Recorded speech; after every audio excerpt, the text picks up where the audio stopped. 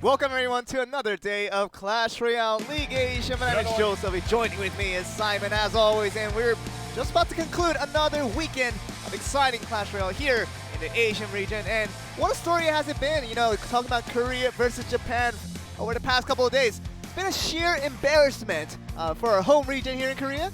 Yeah, it has been arguably some of the biggest stomps I've seen in professional Clash Royale. Like, Korea just hasn't shown up, and this is their last day to redeem this fact. There are a lot of factors that may contribute to this kind of lack of showing from the Korean regions. Obviously, they are playing away with Japan's home region, playing in their own studio, so a bit of jitters and a little nervousness because a lot of these players playing as a professional player for the very first time. Of course, this is the very first establishment of an official league here for Clash Royale, and we've gained the Asian region underway now. Looking at the overview, we're still looking at these three regions, Korea, Japan, and Southeast Asia. Of course, looking at two of them this week around because we are starting the conference division ready for this week. Yeah, so it is Korea and Japan. Next week will be Japan and SEA, I believe. But as you can see, we had the first 2 weeks, which was the regional divisions, Korea versus Korea, Japan versus Japan. Now we're in the conference division, home and away matches, and it seems to be having a lot of effect on the away teams. We're starting to get that number 1, 2, and 3 a little bit clearer in the markings, as we see Japan very, very strong. Much stronger than we expected because we kind of saw what we have been thinking through when we were looking at the regional qualifier, when we saw the region clashes between each other, and we saw that Japan's overall quality of play has kind of uprisen over the Korean and even the Southeast Asian regions, but we didn't know that was going to be to this extent. Yeah, Japan has just seemingly better reactions, better mechanics. Their placement of units is really good. Their defense is super strong. Their offense is probably their weakest part, and it's still super strong. You're right. And it's absolutely the point that we've been looking at so far. You're looking at the standings and you see Brandon Sports at the top. Just means that they haven't lost the game. They're still at that 100%, that 3-digit win percent when it talks about just about the amount of percentages you've won the games. And Brady Sports still at SCA still hasn't played their conference division matches yet. Still gonna be at the top, but could see that change starting next week. Yeah, I will be surprised if they can keep up that 100% win ratio against Japan. Yeah. But if they do, hats off, because the Japanese region so far has been absolutely electric. Exactly, as you can see that on the table here. Win, win, win, and win, win, win. They can make a song out of that, Japan, and here they are, just absolutely stomping, absolute domination over the Korean region. Even Kingzone Dragon X couldn't show up against we thought was a mediocre team in Destination Gaming. We didn't think even they were the best team in Japan. Yeah, well, you know, I kind of think that Destination Gaming bounced back off that win last week against Game With, and they realized, like, oh, actually, we can beat the best teams. And I think that confidence rolling over definitely helped them yesterday against Kingzone Dragon X. But as we can see, today's game, Sandbox versus Destination Gaming, and Kingzone Dragon X versus Game With. Okay, that's a little bit hint right there, because we know there's going to be some changes going on. But before we get to them, let's focus on the first game before we go in. Destination Gaming, Sandbox. Sandbox, they don't know how to win. They just don't know what that win feels like quite yet. Starting all the way from the regionals, they couldn't get a win against their fellow Korean teams, but now they come into this very strong League of Japan here, and once again, the struggles continue for these guys. They're going to be up against Destination Gaming, who beat Kingzone Dragon X. And how does that really transfer into what we can expect today? I think for the players of Sandbox, they looked at yesterday's game and kind of went, oh no, this isn't happening. Like, they just beat the strongest team in Korea, and it is going to be just horrible for them mentally, I guess. However, these are professional players. Sandbox does have one of the deepest Korean rosters. They are all high-level superstar Clash Royale players. And maybe this is where they start to get their gear. They start to find how they can move forward, how they can beat these strong teams.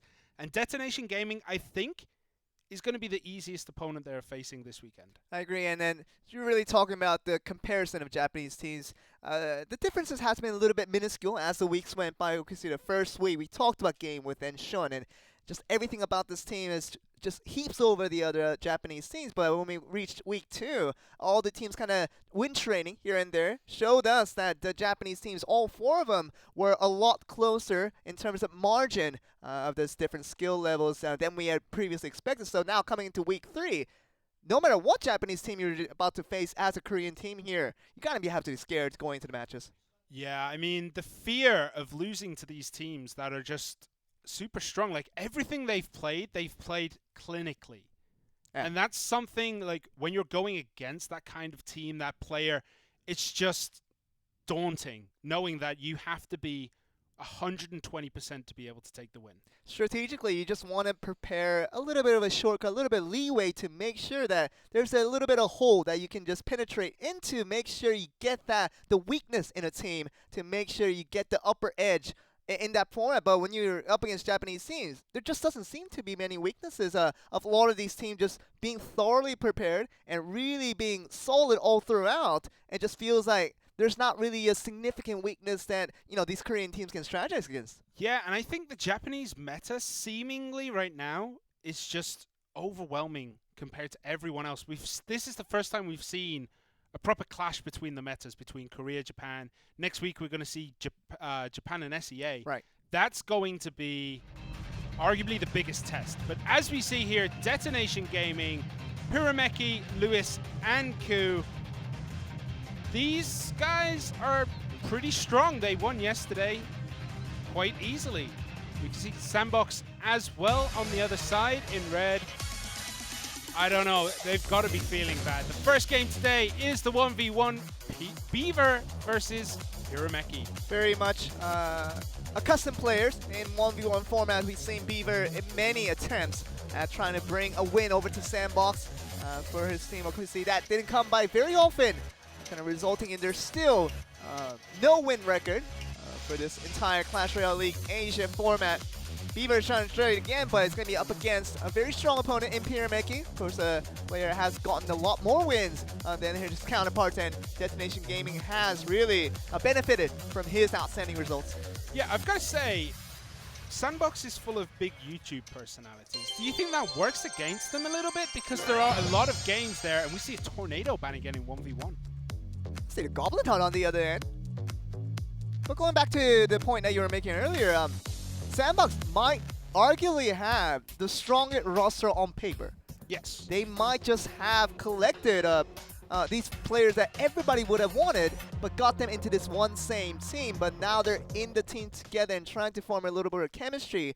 And, talking about 1v1, what chemistry is there to add, right? But you talk about the kind of the communication and kind of the preparation, the strategizing, that is a team effort. When you do weeks in and weeks out of trying to prepare against the other teams, and you know that you have to kind of try to cooperate with each other to make sure you on the same mindset with all 4 players. And Sandbox, it just seemingly that has been the biggest struggle for all these 4 popular and very talented players who just couldn't cooperate.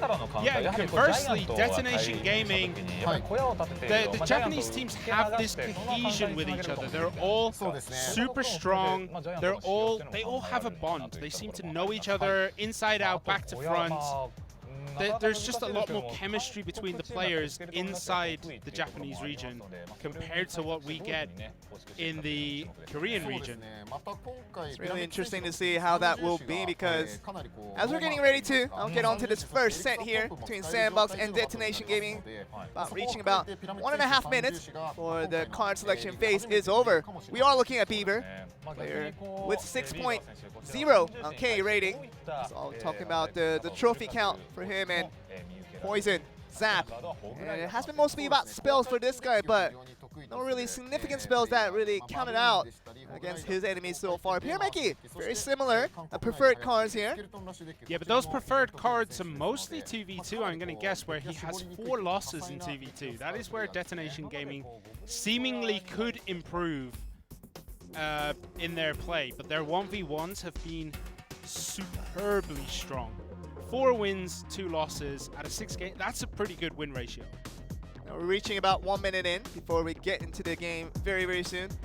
Now, what does that mean when we get the Goblin Hunt ban? What does that indicate to you, as looking at this game ahead, kind of making a little bit of prediction about what cards are going to be played by these 2 players? But Now, Kirameki bends out the Goblin Hut for his specific reason, but now, as the other player on the other side, Beaver has to react to that and make his own deck as well. Obviously, Goblin Hut, very often used card, especially in 1v1, used as a good soaking up damage and constantly serving out that Spear Goblin to do about 50 damage to tower each time. Yeah, the spawner decks we saw yesterday, they can reach this critical mass where there is just a giant ball of units. We saw Barbarian Hut and Goblin Hut yesterday, and if you put down like a giant or let's say a golem, suddenly because they're attacking the goblin, those units just build up. Suddenly there's 10 spear goblins and 5, 6 barbarians. How do you stop that? A log sure takes out the goblins, but not the barbarians are just like, yeah, it's a log, don't worry about it. Really has seen a lot of interesting use of those structures. Asking me more about the summoning structures, we're talking about Tombstone, talking about the Barbarian, the Goblin Huts, but really haven't seen too much of Teslas or maybe just sheer attacking units just like cannons or even Expos, sometimes more often seen in recent months of Clash Royale, but now we're reaching into this game and see what we could expect with that one lack of structure. Kirameki, I'm sure he has something up in mind, but it's really up to Beaver. Can he react to that ban? Really interesting one coming in from him. Yeah, so we have Beaver in blue versus Kirameki in red at the top of the screen. What is going to happen here? There's the skeleton spawned at the back, Mega Minion at the front for Kirameki. Okay, we're looking at this, yeah. Just throwing out a log for cycling. Of course, that skeleton was probably summoned for that same reason. Looking down at Royal Ghost here. See how he does here. Definitely gonna be ignored. There's a Hog Rider for Beaver. That's why he banned the Tornado, making sure that Hog Rider doesn't get pulled into the tower. Great choice of a ban card, but is the Hog Rider going to be effective? We currently have a P.E.K.K.A. on way to the tower. There's a Hunter. Very interesting counter with the poison used by Kirameki. Miner coming out. That's going to take out the Hunter. Oh, good play there. Perfect Ice Golem just in time to make sure that the P.E.K.K.A. didn't take out that Hunter. Trying to lure it away. That one hit coming from the P.E.K.K.A. could do damage. And really see how that game will come into play. If that one hit had connected from Kirameki, means that we're still gonna be left with relatively full HPs of all the towers here so far. Yeah, there's the Bandit. The Bandit is gonna just dive through, I guess. There we go. Skeletons to make sure that the dash doesn't come through. And the Royal Golems are just going to pass each other like ships in the night. There you go. And we're still looking at the Electro Wizard with the log, just trying to finish him off. The Hunter's there. It's going to be noticed right by that Royal Ghost. You see that pellets all connected to that one Royal Ghost. It's going to do a lot more damage than we see it more spread apart. Yeah, Hunter is a great defensive unit because anything that gets close instantly dies, pretty much. But when it goes on the offense, it needs to get a bit too close to the tower to be dealing damage. And that really does detract from the power of the unit, you know what I mean? Yeah, I agree, and it's about the pellets all connecting to one single unit is what you want here. And you see the Bandit trying to make sure it can get to the tower a little bit quicker, but having a hard time now, and you see the Hunter having days here. Just trying to knock off the damage from range. Looking at the 9 Musketeers now for Beaver. That was his go-to play here. Now, banning out the Tornado was another reason for that, and it's going to be countered here by the P.E.K.K.A. See how that works. Playing 3 Musketeers without an Elixir Collector, that's kind of greedy. It's going to be very hard to put them down. Look at the left side though. The left one. The Musketeer is still doing a lot of free damage. The Bandit gets there quickly though to knock it down, but 626 down for Kirameki. Can he recover from this? Because that 3 Musketeers course it was countered well on the right side by the P.E.K.K.A., but on the left side it did a lot more damage than what Kirameki initially wanted. Yeah, Hunter there cleaning up that push. It looked really dangerous. There was so much health on those units coming into Beaver's side, and just the Hunter, perfect positioning, managed to clean everything up. Oh, look at that lure away coming in for the Ice Golem, and trying to just see what they can do here. Hog Rider just one more hit ought to do it, and even just the Fireball trying to finish him up, but one hit from the Hog Rider would have done it, and Beaver gets that done, and we're gonna see a win now coming over to Sandbox. So kind of a backward story when it talks about what our expectations were at the beginning, but Beaver proving all the doubters wrong to make sure he grabs his first win at least for first game here for the side of Sandbox. Yeah, but there's still a lot of Clash Royale to play in this set. There's still at least one more game, and I think Kirameki in that game could have had it, but that Hunter just dealt so much damage on the defense. Mopped up a Royal Ghost, mopped up a P.E.K.K.A. Both of those were at full health in the middle. If that hadn't have been cleaned up, that would have been super dangerous for Beaver's towers. So after that first defeat, we see Destination Gaming with their first timeout. It's going to be used here. Just knowing that the timeout does give 1 more minute after this 1 minute phase. So it's an additional minute being given over to the Japanese side. After suffering that loss means that just need a little more time to talk it over and to make sure they are prepared for the second game coming up. Yeah, I mean, the preparation now is, do you try to prepare for another Hog Rider deck? Are you going to try and prepare for something different? What do you think is going to happen? Do you think that Beaver is going to use the same deck this time? I mean, it's more up to Kirameki, I believe, because prepare that P.E.K.K.A.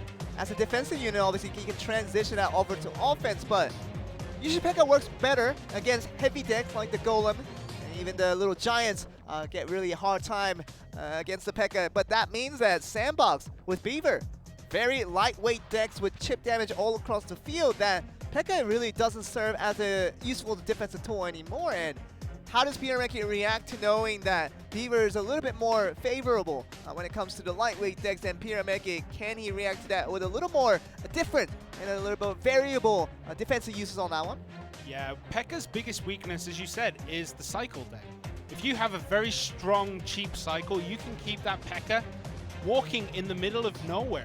Like, you can keep him in between the two towers, and then suddenly all that damage just keeps building up. You throw out the skeletons, you throw out maybe goblins if you have it. You just keep that P.E.K.K.A. away from the towers, and with a low cycle deck, that's really easy to do. And you talk about the Ice Golem being used very nicely for Beaver in multiple instances where it was very close to the tower, and you just lure it away and to get that aggro just away from it so that, you know, the tower receives no damage from the P.E.K.K.A. was important for Beaver, and got that done. In addition to multiple nice plays that came from him, got Beaver to win on the first game. Can he get it done again? Would give first win over to Sandbox in a very long time, I believe. I think they've won a few sets in the last few weeks, but they've never managed to close out a game. Right. But Sandbox have been okay at 2v2, and Destination Gaming's 2v2 has been suspect at best. Could mean that if Sandbox can get this over to a 2v2 where they're on the upper end of things, might feel very happy about their chances to possibly grab their first match win of the series here. You can see Beaver, as soon as that Hunter came down, he nods. He's like, yep, that's okay. I'm not worried about what he's playing so far. So the Ice Golem will be taken care of quite easily there. The Hog Rider is kind of replicating a Beaver's deck from last game, and now Beaver replicating Kirameki's deck a little bit as we see the P.E.K.K.A. being summoned here. So it's a kind of a mirror match on the opposite end now. Yeah, but we do get, it kind of is just copying the deck with the 3 Musketeers there as well. That's going to clean up that P.E.K.K.A., but he might get... Oh, using his own trick against your opponent as the Ice Golem very nicely summoned there. Still. Now the question is, what does Beaver have to defend against those Musketeers? Just throw out the Bandits. A lot comes down taking out the Golems. He does have a very, very light deck here. Logs, arrows, zaps kill most of the units in this deck that we've seen so far. Very minimal win for Kirameki. Literally just copying his deck from Beaver from game 1. Trying to get that done on this play. See the Miner and the Goblin Gang just trying to come up here to do some damage, and you see the Royal Ghost putting his aggros back down onto the Miner there. There's a Hog Rider and a P.E.K.K.A. Good counter there, but the Royal Ghost might actually connect. They should throw down, yeah, Bats.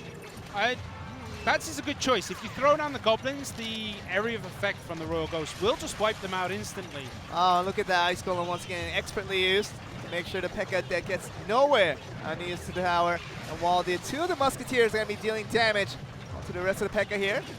Yeah, that's really bad for Beaver. He really wanted that P.E.K.K.A. to at least engage the 2 Musketeers. Oh, look at that Hog Rider rush on the right. Can he get that first tower? It's going to be the important one here. And He's going to get a few hits, and wonder if he can get any more here. Very nice defense done by Beaver, though, limiting that to a minimum. Yeah, but it doesn't seem he has anything on the attack again. The Hunter just cleans up the P.E.K.K.A, cleans up the Ice Golem. That's a balloon. That's a bit different. This is going to be the last hidden card coming from Beaver, and something that wasn't expected by Kirameki. Kenny takes care of this. One drop will be coming in. The second drop doesn't come in. The Miner's still attacking that flank at 98 HP on the right side. Gonna be another Miner being coming. He doesn't have anything else. One more will be there. 42, and the last hit coming from the Miner. Beaver gets that 1v1 victory. So now he literally had his own deck played against him in game 2, but he was still able to counter out what he had initially built out for this very first game. How did he know that Kirameki would copy the deck or play something very similar? There's no way knowing that he would have known how he was going to be able to copy that one, but game 2 would have been a surprise towards Beaver more than anything, because you wouldn't expect your opponent to copy exactly your same deck just to play you in the next round, and sure, that was a surprising moment for Beaver that he had to overcome, but very nicely done in the way he compensated for that. Yeah, I just want to throw it back right at the beginning when we saw that Royal Ghost go down. Beaver was like, yeah, okay, I've got this. He knew instantly what was happening. Maybe they've been watching a lot of games and see that Kirameki likes to play his opponent's deck in the second set, in the second game, or something like that, but he knew he had that. Yeah. Right at the beginning, he knew he had it, and it took a long time for damage to start connecting, but once it did, the tower just melted. The balloon was a really shocking choice. No, I wasn't expecting a balloon in that last slot. I was expecting maybe a rocket or maybe an Inferno Dragon, something like that. I was expecting something a little bit different. Out comes the balloon. It gets one bomb, and it gets the death bomb, taking it down to where a Miner and a Zap could finish it off. And you saw how caught off he made it, his opponent won, with Kirameki finding it hard to recover from his surprising look at the balloon at the very end. The last hidden card for Beaver meant that he had a much easier maneuver into the way he finished off that game with the Miner doing consistent damage onto the tower end. You know, more of that means that 1v1 now goes over to Sandbox, and 2v2. You talked about that was the struggle initially for Detonation Gaming, not having won many sets just from 2v2. Detonation Gaming now is looking like the underdogs against Sandbox, something we wouldn't have said beginning of this game here. Yeah, I mean, yesterday Detonation Gaming played really well, or was it Friday they played? Both days, right? Yeah. Yeah, they looked really good, and I don't know where this is coming from this time. Like, is it playing too many games in a row? Is it, you know, it's very hard on players to play this many games in a row. There's been 6 days, 3 days, 6 games. They've played at least 2 each. So, I mean, it does get rough when you're playing that many games in a row. We talked about what we should expect out of Japan in today's game. Are we going to expect another blowout? Are we going to see them continue on this trend of Korea never winning any games against any Japanese teams? And now we're including Sandbox and Kingzone into the mix for the 2 matches we have available today.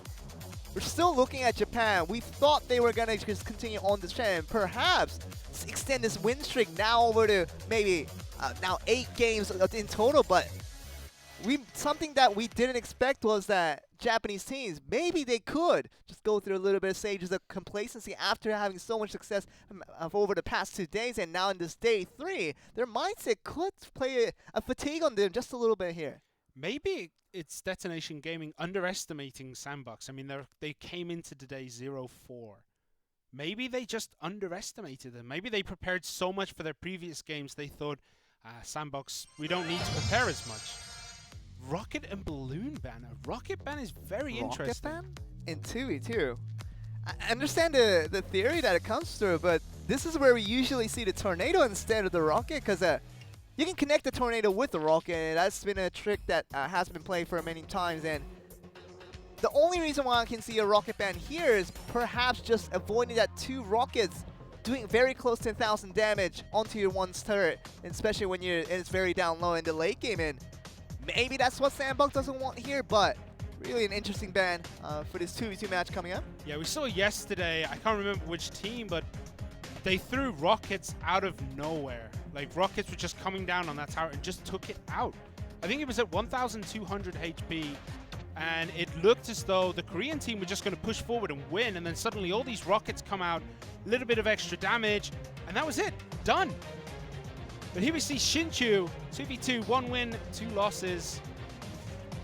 Most used cards, Zap, Dark Prince, and Fireball, but none of those have particularly good stats here. None of the stats have been great for Sandbox up to today, but today is the day that could change it all for this team that had high hopes and high expectations from the community. Obviously, knowing that these players within this team are very talented players individually, and knowing that when they're independent of the team and when they can play by themselves, they have already earned the credentials, they have already earned the respect of their peers of being one of the best players in Korean Clash Royale. But now they have joined forces together to bring that same amount of success as a team. Hasn't worked out in the past 3 weeks, and just reaching down the very last day of this first regional clash, and we just might get to see what we can expect out of Sandbox. Yeah, I wasn't expecting to come into today and say that Sandbox might just be the Korean hero here and taking a game off Japan. Sandbox have looked pretty weak overall in every game we've seen them play so far, and they're turning it around. Detonation Gaming did exactly the same last week. They turned it around. This week they won as well. So maybe they're going to finish this week 1-1. Very well see that happen. As we see, look at Lewis from Detonation Gaming, one of the teammates for this 2v2 match. Shortly getting underway. Do have about 45 seconds before the match does begin. Looking at the Mega Minion, Poison, Dark Prince, all typical cards from a 2v2 composition. And see how he does with his teammate. Maybe could bring back a game here for his team, Detonation Gaming, before he could go into the ace match, because I think Japan, just all together, holding hands now, wants to get that all win and no losses against the Korean region. Could very well happen today. It could, but I'm hoping it doesn't. I want to see a bit more, you know, I want to see these teams closer together in the table. I don't want to see the Korean teams fall off. I don't want to see the Japanese teams run away with it. I don't want to see SEA run away with it. I want everyone to be very equal, so it brings more excitement later on when they're fighting for positioning, because otherwise we're going to be able to tell what's going to happen after this week, after next week. The unpredictability would make this a little bit more exciting of a factor, but the past 2 days have told us otherwise, that perhaps Japan is just far superior over the other regions that we have seen so far. But now we could get that statement reversed on our heads here if we do see Sandbox to perform a lot better, and it has already kind of started with 1v1 now going over to the Korean side. I'm just excited to see what is going to happen in this 2v2. It looks like the players are getting ready. The game should be starting relatively soon. And I'm hoping here, for Korea's sake, that Korea can take this set. Okay, Ito and Shinchu for Sandbox here, and also looking at Lewis and Ku for Detonation Gaming. See the Japanese side on top, the Korean side Sandbox at the blue side at the bottom. Yeah, what's interesting, I keep saying this every time he comes out, but Lewis, I think, has only been playing for 8 months. Okay. Compared to everyone else who's been playing for 2 years. It's kind of a Cinderella story, you know? He's come out of nowhere, suddenly he's playing on the biggest stage in Clash Royale. But you're looking at this, how he summoned the Golem and the Dark Prince combo. Usually that is supposed to go right behind the Golem, but how he tracked that away? Oh, it's due to the Miner kind of pulling it away from the Golem, and now Golem's going to be rather weak when it comes to the rush that initially was prepared with the Dark Prince. Yeah, you never want the Golem to be on his own at the tower, because he doesn't do that much damage, especially when there is so much being used on defense here. We can see the Prince is actually going to take out that giant skeleton. Yeah, it's fine. Far, far away from the tower. And the Golem again at the top, just not connecting at all there. I think maybe one death explosion managed to connect. Okay, so how can this next giant skeleton make it up? And still looking at this left one here. It might just reach the tower, and it already did. And that might be this explosion of the first tower that could do about 1,100, close to 1,000 HP on that one. And just never want to make that giant skeleton reach your opponent's tower. Yeah, you always want to make sure that that giant skeleton dies somewhere near the bridge, because if that bomb goes off on your tower, it is going to die, just like this. The miner dealing a lot of damage there. And what they've done is they've decided, okay, we've got to sacrifice that tower. We just need to put everything on this offense here. They're going to build up Elixir. They're going to put a lot behind this. We're going to probably see. Or maybe not. Maybe they're not giving up. They're using that other golem as a bait. Double golem here and trying to get that Prince to work against it and give a little bit of speed boot, but it's really all about this two golems. Activates the King Tower with that tornado. Makes it a lot tougher when you're talking about the golem trying to make the rush here, but golem is still alive here, really having done very little to get that golem out of there, and we're still looking at the explosion coming through. Two giant skeletons on the left side really would not matter that much unless they're going for the King's Tower right away, but for the time being, Miner's gonna get that job done, and now the two skeletons here just trying to reach as close to the King's Tower as they can. First one is not gonna reach, the second one's not gonna reach as well, so really good defense coming in for Sandbox. Has to do it again now against the third giant skeleton coming in. Very interesting placement of those Mega Minions behind the tower. They fly straight down the middle. They didn't contribute anything to the defense. I'm not sure if that was intended at all. Now we're looking at a sudden death here. Could go both ways here as we do still look at Sandbox. Seemingly strong, but has a hard time against these golems here. Now it's going to be raised up by the destruction of that Lumberjack. Down to 18-20 though. Really dependent on Destination Gaming just to get the skeleton onto the other side. That is the goal here, but unless they cannot get that done, I see eventually the golem push being too much of a handle for Destination Gaming to deal with. Yeah, I think what we're going to see now is this golem push up, and then once it gets over the bridge, we might see another golem put in the pocket. Just making sure, there we go, it's in the pocket. Yeah. Making sure that there's just an absolutely massive amount of HP there. We're still looking at this, the Lumberjack now coming in, just trying to make sure this play, the tornado being used left and right, just to make sure the golems do not touch their towers here, but still looking at one explosion move damage forward for this one here, but the giant skeleton now being summoned on both angles here. Just needs it to get to the tower. That one's really close actually, so can we get another giant skeleton on there? Could be a win for Destination Gaming, but I think one just might connect.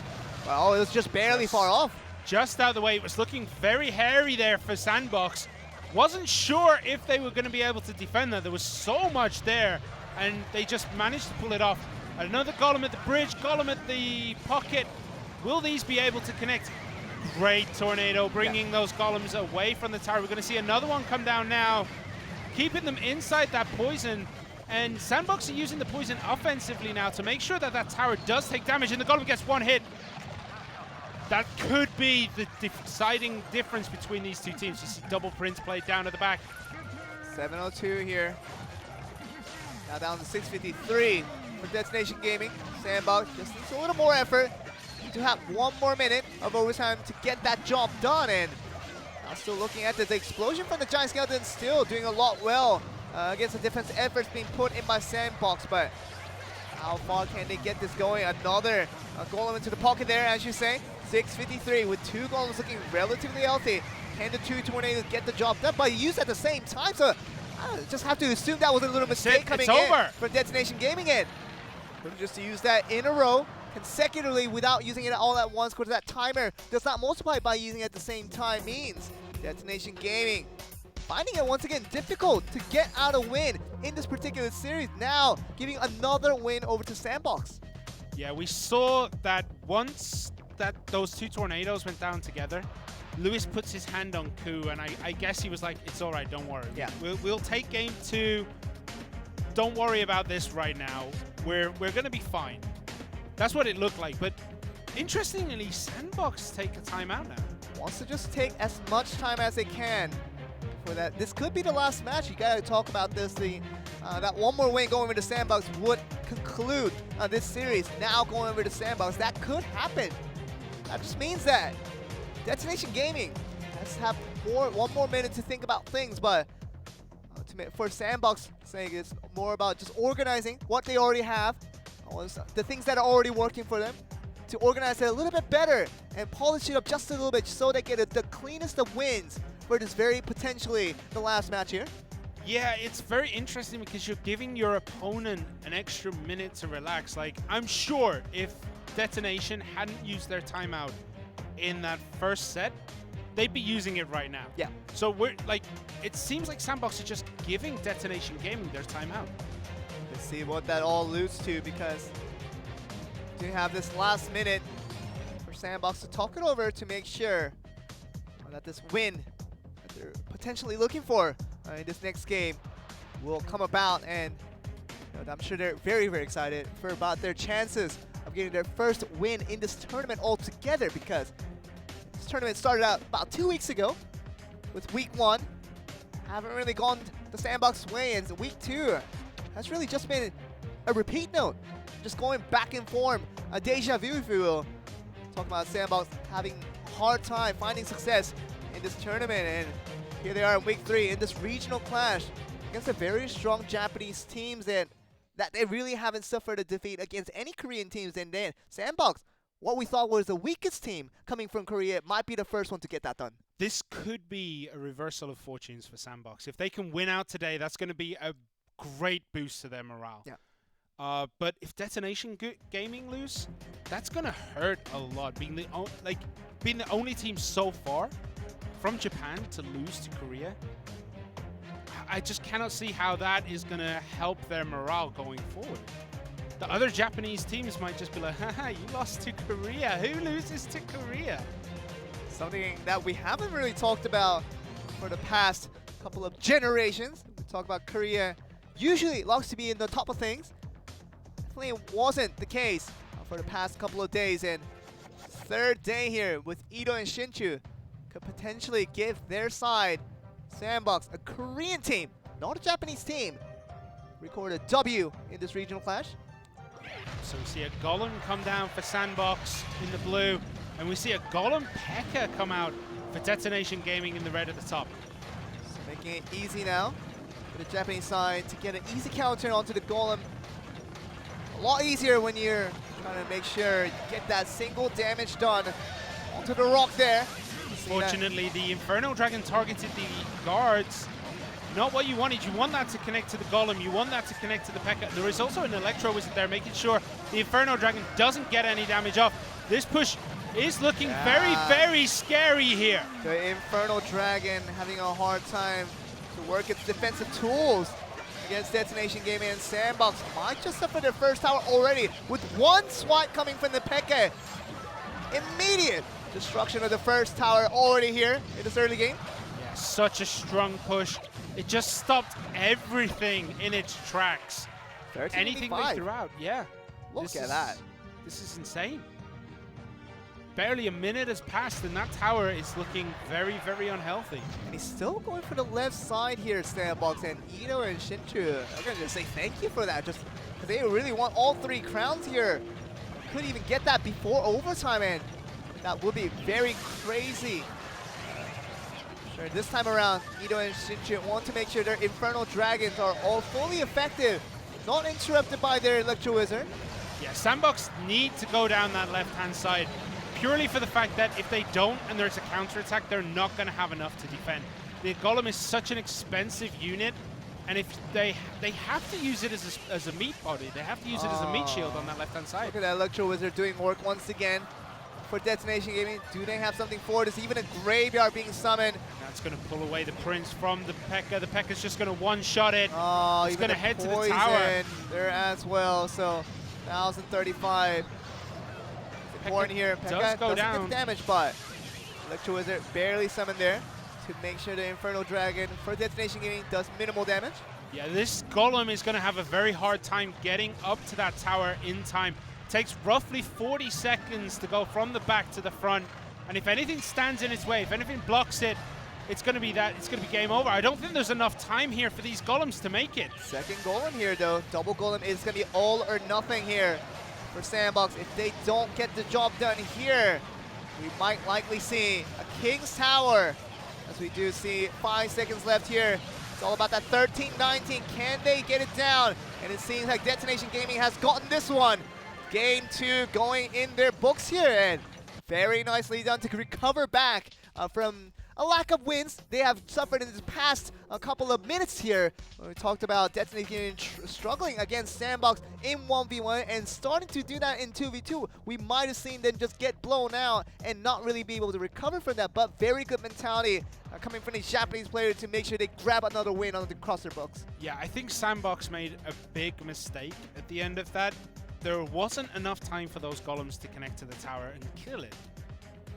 As I said, like, with that much HP and you put a golem at the back, you're going to need roughly 40 to 45 seconds to be able to kill the tower. That's unimpeded. That's with nothing in front of it, nothing dealing damage.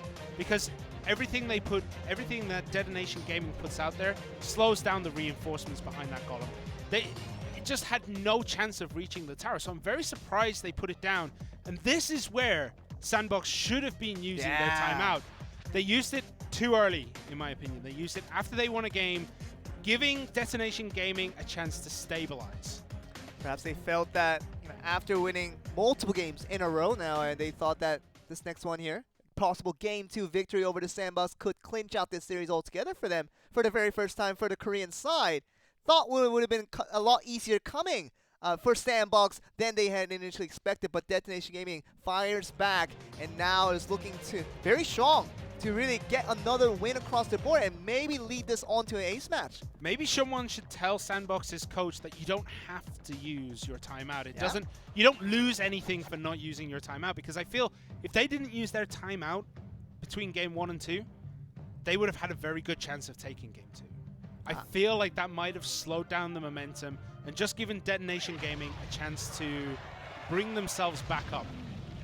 But at the same time, I understand the mentality of Sandbox when they do call that timeout, just for the reason that they want to be extra careful to make sure they get the win in the cleanest manner possible. But maybe those nerves Really? are going to cost them here. We do see the Dark Goblin, a kind of staple in the Japanese region. We've seen a lot of Dark Goblin around in the professional games. You see it a lot on ladder as well recently, but seeing it here in the Japanese region is not a surprise at all. Golem does connect, doesn't get to do much damage, so that P.E.K.K.A. is very, very healthy. Wow, so that Electro Wizard doing a lot of work, knocking down the Golem, the Prince, and even the P.E.K.K.A. All single-handedly. Very much a maximum effort there. Yeah, using the Prince there to make sure that the P.E.K.K.A. turned around was very, very good play. The Infernal Dragon does connect, but it's not going to deal that much damage. In comes the Prince. Charging is going to connect with that Electro Wizard, but not with the charge. Okay, so even one damage does connect for that Electro Wizard, but the Dark Goblin still doing a lot of damage here. Trying to see what they can do. Really even across both sides, no significant damage done quite yet. Kind of unlike the game 2 that we had where earlier, where Detonation Gaming literally destroyed the tower in just one push. This is looking good for Sandbox right now, because they are slowly getting damage onto the tower while not taking any damage really on their own. There's so much being played there. There is a Lumberjack, there is the Inferno Dragon, there's a Dark Prince, Mega Minions on both sides. These are very, very similar decks. But again, Sandbox's Golems connect, Detonation Gaming's doesn't. Okay, we're now looking at this. Prince just pushing out the P.E.K.K.A. With so many units now coming in, Detonation Gaming looking like a good push, but nice fireball to get all the units coming in, and that Golem is going to be able to tank out on the rest of the efforts there. So very nicely done. Also a situation that could have been very, very dangerous for Sandbox. Yeah, that fireball gains so much elixir there for Sandbox. And once again, it looks like they're going to get to the tower. Just the explosion damage this time, but that's a lot more than Detonation Gaming have been achieving. Detonation Gaming wasn't able to get out the chip damage that they really needed. So more so about Sandbox doing that opposite end. I thought that Lumberjack was just going to push in front of that Golem. There's 2 Golems being played now. Is that a bit too much? I think it might be. I think there might be too much elixir being played down. Detonation Gaming see this weakness. They drop down their own graveyard. They drop down their own poison down there. And the Golems are going to connect this time. We're going to look at this 2 Golems up top. Can they do enough damage to finish the game off? It's not going to be the answer. And P.E.K.K.A. still rushing in with the Prince. And do they have enough elixirs now to defend against this effort here? See the double Prince being summoned as a defensive tool for Sandbox. trying to guard out against the P.E.K.K.A here, but slowly they're getting pushed out on their own turf, and it's important for this Prince to get maximum effort there. Do they have enough elixir to defend? It doesn't look like they do. That tower is so low. 194, and that's that last bit of effort. With the Zap trying to do just a little more damage, that poison, and the 138 will be a cinch for Detonation Gaming as they pull this game right back on track. And a team that we thought was weaker on 2v2 gets the good win onto a very dangerous situation that was being thrown there by Sandbox. Sandbox made a huge mistake dropping down those double columns at the same time. I'm not going to sugarcoat it at all. There was too much elixir to put down there. We've seen time and time again that there's a lot from Detonation Gaming there that can take out these golems. Yeah. And they had this advantage. The tower is down to like 1,400. They really didn't need to get that greedy with 2 golems. They were literally playing as if that double golem was like the last resort of getting them back in the game, but they were already ahead in the game. That was the biggest problem what we saw from Detonation Gaming, that they were just pushing consistently, doing what was appropriate for the stage of the game they were in. But for Sandbox, it felt like they were just kind of misaccordance to what their current situation. Do they not even realize that they were already so far ahead that over time they were eventually going to get the win with the chip in, but they just resorted to going all in with the double golem. You know how much that 8 extra elixir that you have to spend for the extra golem could really scar you in that defense opportunity when your opponent just decides to strike back. Yeah, that 8 extra elixir there would have been an Inferno Dragon. That would have been enough to stop that P.E.K.K.A. It would have been enough to stop any golem coming through. It would have been enough to stop basically everything that Detonation Gaming had, minus the Electro Wizard. I really do feel that Sandbox lost that game more than Detonation Gaming won it. They were an inch away, Sandbox. They were an inch away from getting their first win in this entire Clash Royale League Asia tournament.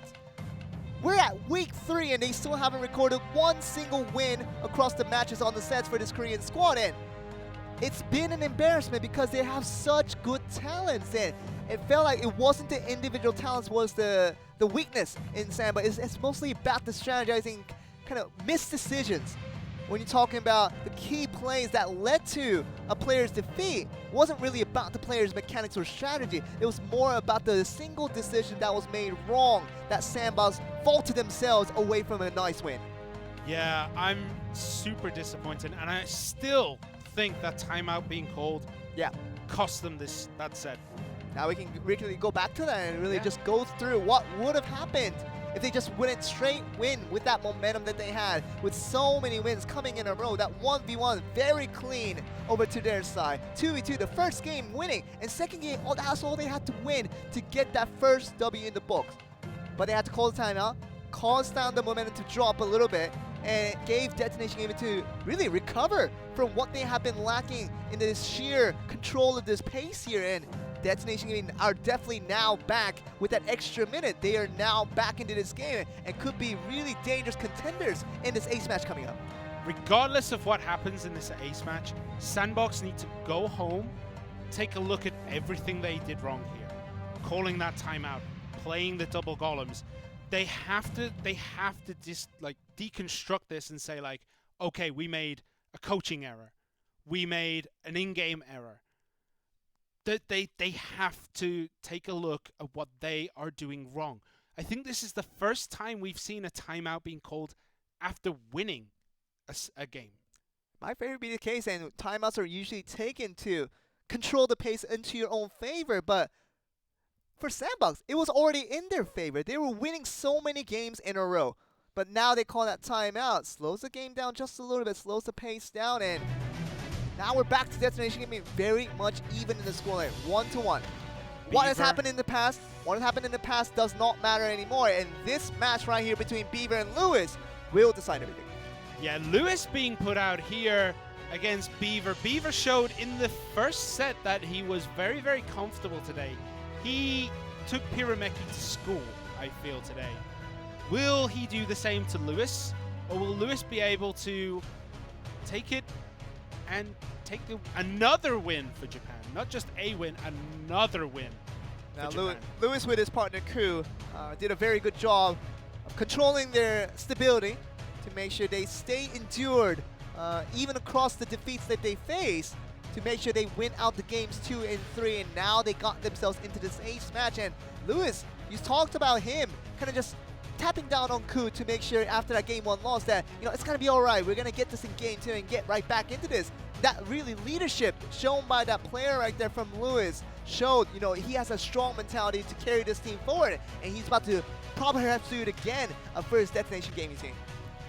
I'm going to be very interested to see what they do for bans here, because I don't think we've seen a lot of Lewis in 1v1. Maybe we have? I can't remember. I think we've seen him a bit. And if I remember correctly, he lost.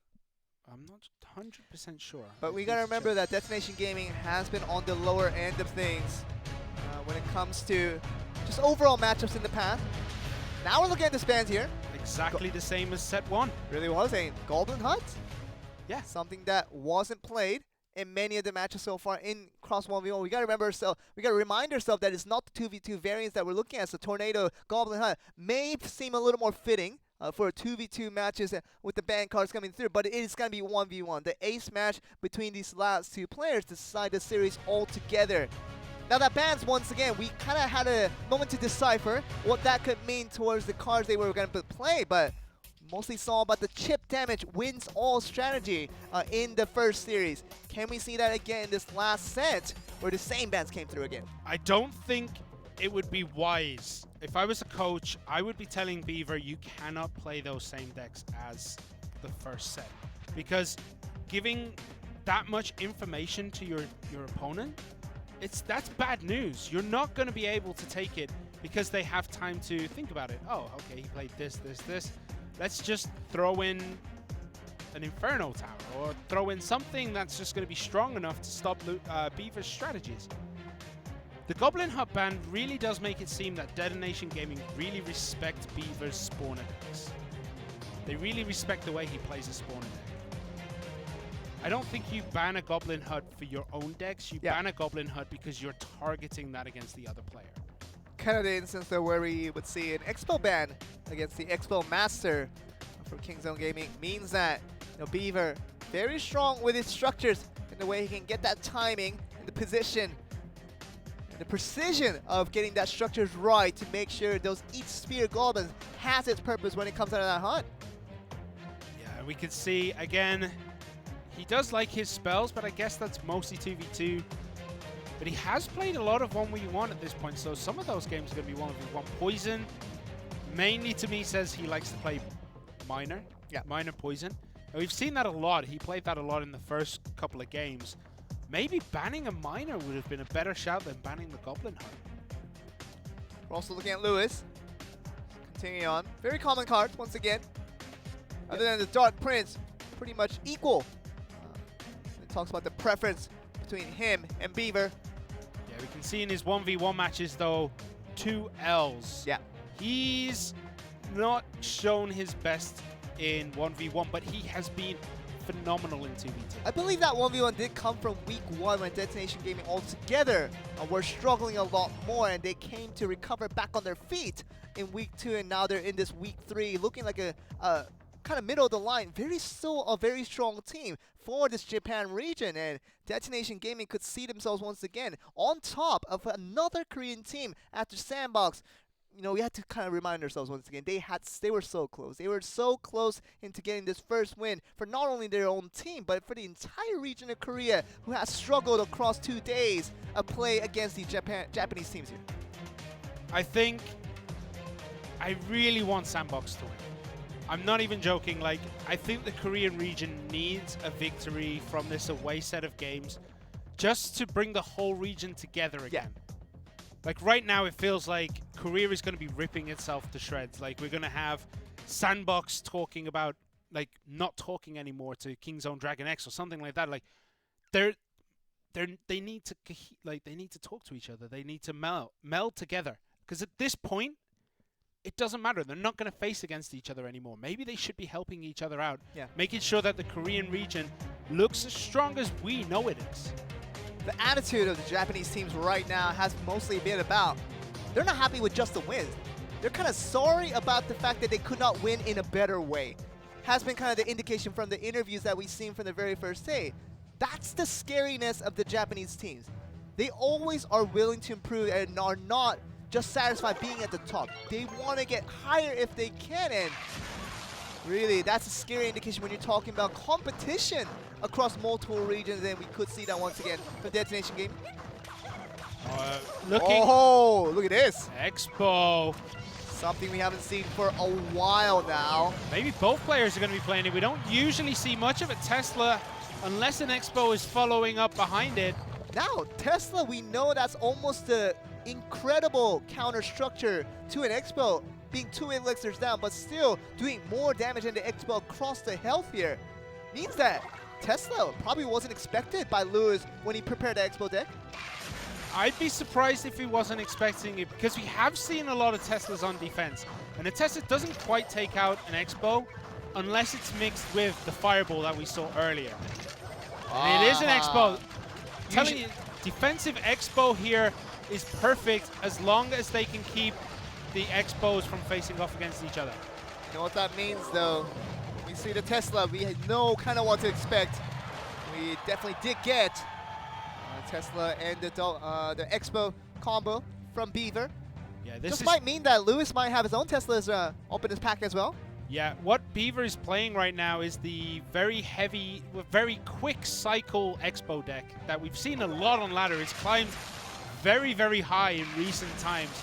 And it looks as though Lewis is playing something similar, but we don't see his last 2 cards. Okay, so is that Tesla going to be able to reach the Expo? Yes, it is, and that's going to be trouble for Lewis, and we just really want to get the Expo to connect onto a tower. Hasn't really gotten a single arrow. You gotta talk about the going all the way to a tower. Hasn't happened for Lewis, and mostly it's been about Beaver playing that defensively, but you can see that on the other end here. See the Tesla very successful in getting that Expo down, so maximal potential gathered like that, but you see the Tesla being weighted here in the end. Expo is going to be ready right now to get that rotation on, and now starting to do some damage onto the tower here. Does connect, but the Fireball will take a bit more. The log will finish it off, but he did so much damage to that tower. 1688. Unfortunately, the Tesla being played on the wrong side really does hurt here. Okay, so we're still looking at the cycle here. The Skeleton obviously trying to gather away as much damage as he can. The Tesla is going to eventually go down, and Skeleton here. How long can he stand here? And still look at the quick rotation. Still very good defense coming in for Beaver. 1500. Just needs a little more there. Yeah, Lewis is getting the better hand of these exchanges right now. But that Tesla will connect onto that crossbow. That does mean it will die. And then we should see Beaver drop his own Expo on that right-hand side. You can see that happen very much bit, and see what that does. The Expo does land on the left side for Beaver with the Tesla backup to make sure it has no defense opportunities. That Tesla very nicely played. How long can it last? So that's the biggest problem here. The log trying to just chip down onto the Expo, but very nice fireball there as well from Lewis. So it's a matter of how long can your Expo stand and does the most damage to your opponent tower? It's going to be the question we're going to be answering here. Yeah, we haven't seen Beaver's Expos connect whatsoever. And we've seen quite a few connections, but not amazing connections for Lewis. Okay, you see the Tesla now pulling that away just to make sure the Expo does a little bit of damage, but the log finishing it off as well at the same time. So right now, it's going to be all or nothing for both of these players here, as we do see the Expo going to be eventually targeting each other. Maybe, maybe not, because both players have such an incredibly quick cycle. I really don't think we're going to see, but Beaver's Expo connects to the tower. Okay. Evens out the score right now. Everything is even. 1435 to 1416, and still looking across the right and the left side, and that's the most important one here, especially for Beaver. He wants to get that offensive strat out of there, but having a hard time with the Tesla still chipping it down. See the log coming in. Make sure that Expo's up to no use, and 1332. Yeah, Lewis is going to have another Expo on rotation very, very soon, but nothing being played there. Nothing connects with that Expo, and it's doing so much damage. 800, 700, log, anything you can do to finish him off. One hit from the Tesla, and now it's going to be down to 311. Now you can just imagine on the rotation of the fireball might just be good enough to handle this out. Yeah, we can see that Beaver knows this. He is now playing those defensive expos, making sure that he doesn't take too much damage. He can just wait it out. Another fireball will be enough. Could very well be. He does have a log to make sure that fireball and the log does enough that damage onto that 110. You see the good game being called. There's no way now he's going to be able to win out that one. Lewis is going to go down, and Beaver, very nicely done for that ace match. Really close in the way that both players played the Expo deck, something that was on our last expectation when it comes to what the players are going to be playing in these decks here. Yeah, but I am so happy. I love watching Expo versus Expo games because it is every inch matters. No matter where you place something, it 100% matters. You have to use the whole of the battlefield because if you don't, you're going to lose. Yeah. Incredible in the way he pulled that off there. See Lewis. The way that he wanted to go about it was that, I'm going to sit on an Expo and he is going to have no answer to it. He's going to be surprised, but little did he expect that Beaver showing up that Tesla meant that he also had an Expo ready on the top of his sleeve, and has gone the inches of games here as we saw the defensive strats failed in that one mistake from Lewis where he could not get the aggro away from the Expo, and eventually did about 700 damage just in a matter of seconds, and you know how the Expo can do when it's run the free buy. Yeah, I'm pretty sure the archers were placed one square in the wrong direction. Yeah.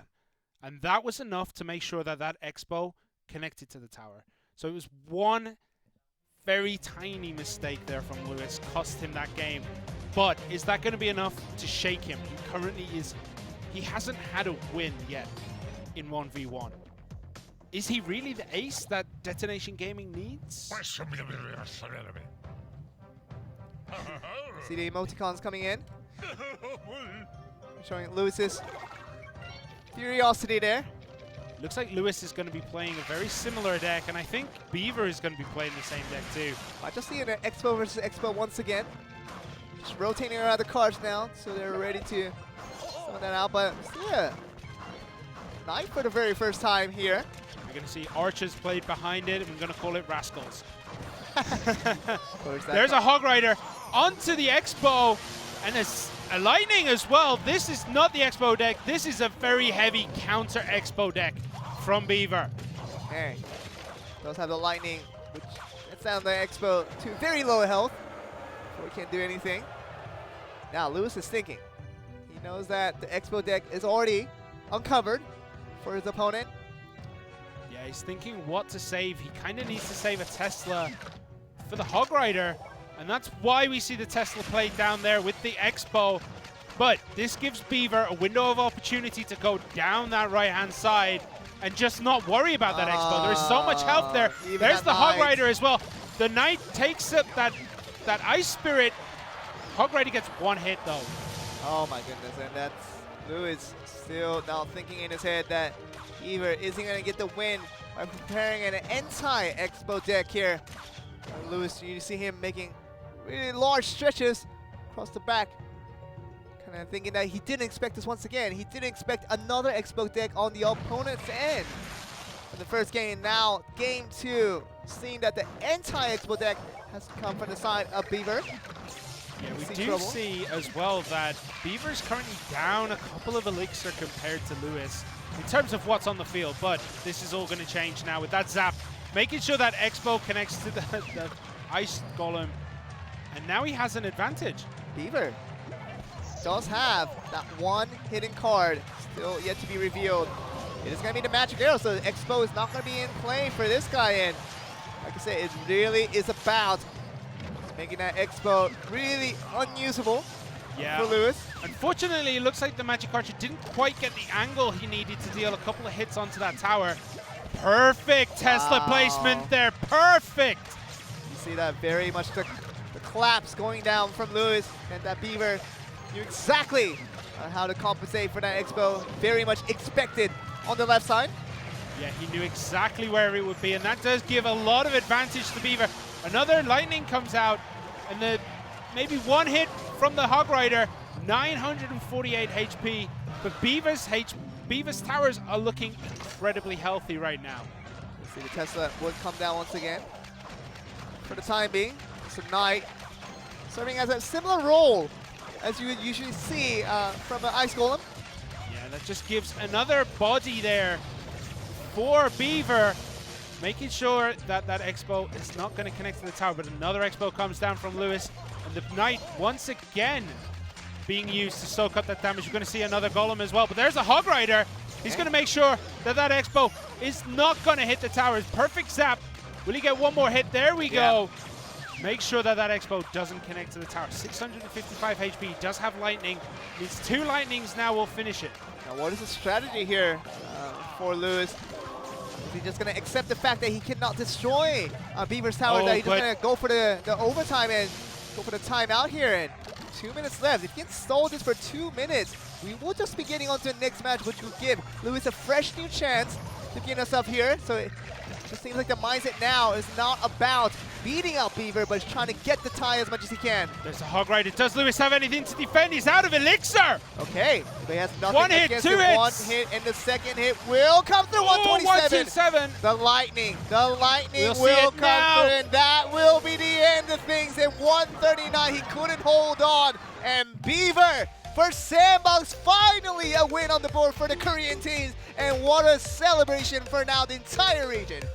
You can see that this means so much to Sandbox. He's head in hands. He's like throwing fists everywhere. Wow. I love it. It's finally a win for Korea out of the team that we were not expecting to take the victory. It comes from Sandbox, not from Kingzone Dragon X. They're up next game. We have no idea what's going to happen today, but the surprise comes in from the very first match where we initially, to be honest, we expected that this trend would go on maybe for just another game because it is Sandbox. It is a team that hasn't got themselves a win. They don't know what that even feels like because they haven't gotten it at all for the first 3 weeks of the tournament. Here they are in this very last day of the week. They do it against a very strong side, Destination Gaming. So very well done for Sandbox getting that done.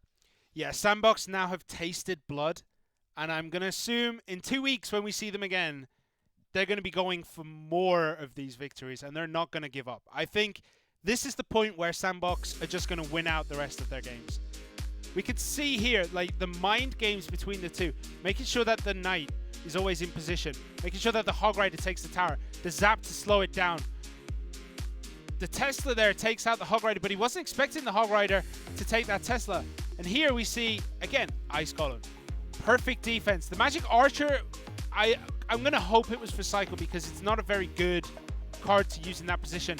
Unfortunately, we saw there, he had to use the Lightning on that crossbow. I'd have thought he was going to try and save it for the tower, but he still takes the victory.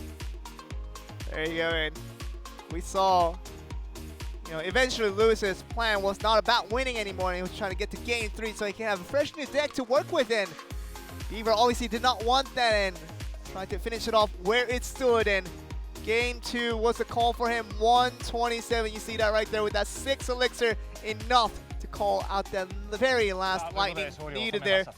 Let's get the interview right here from the winning team from Sandbox. Now with the coach, how do you feel? 먼저 감독님 오늘 심경이 어떠신가요?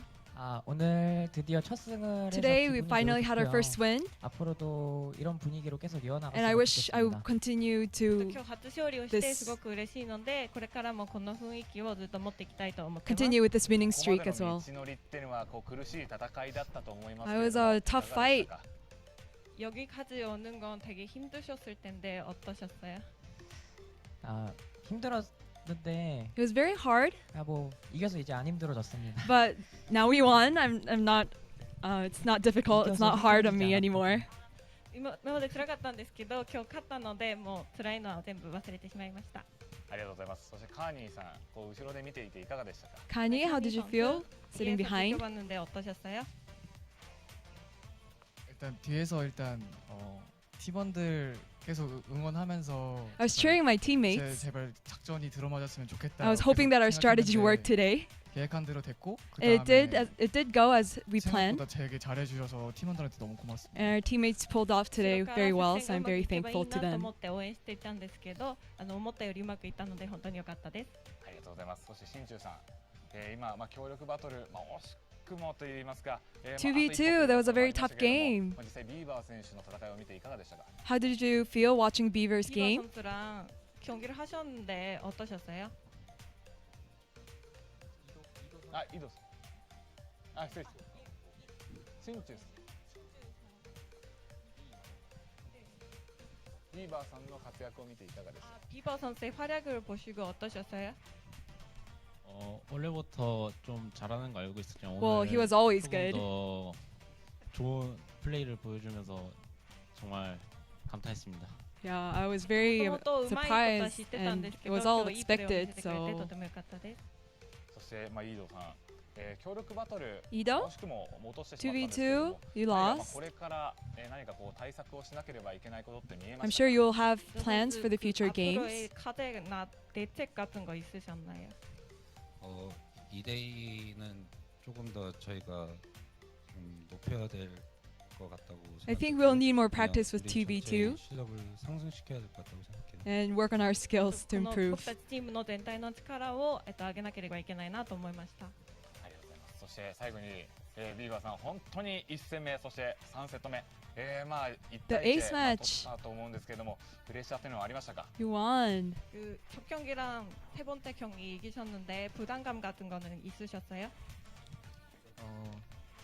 똑같았던 것 같아요. I mean, the first match, third match, it was very similar.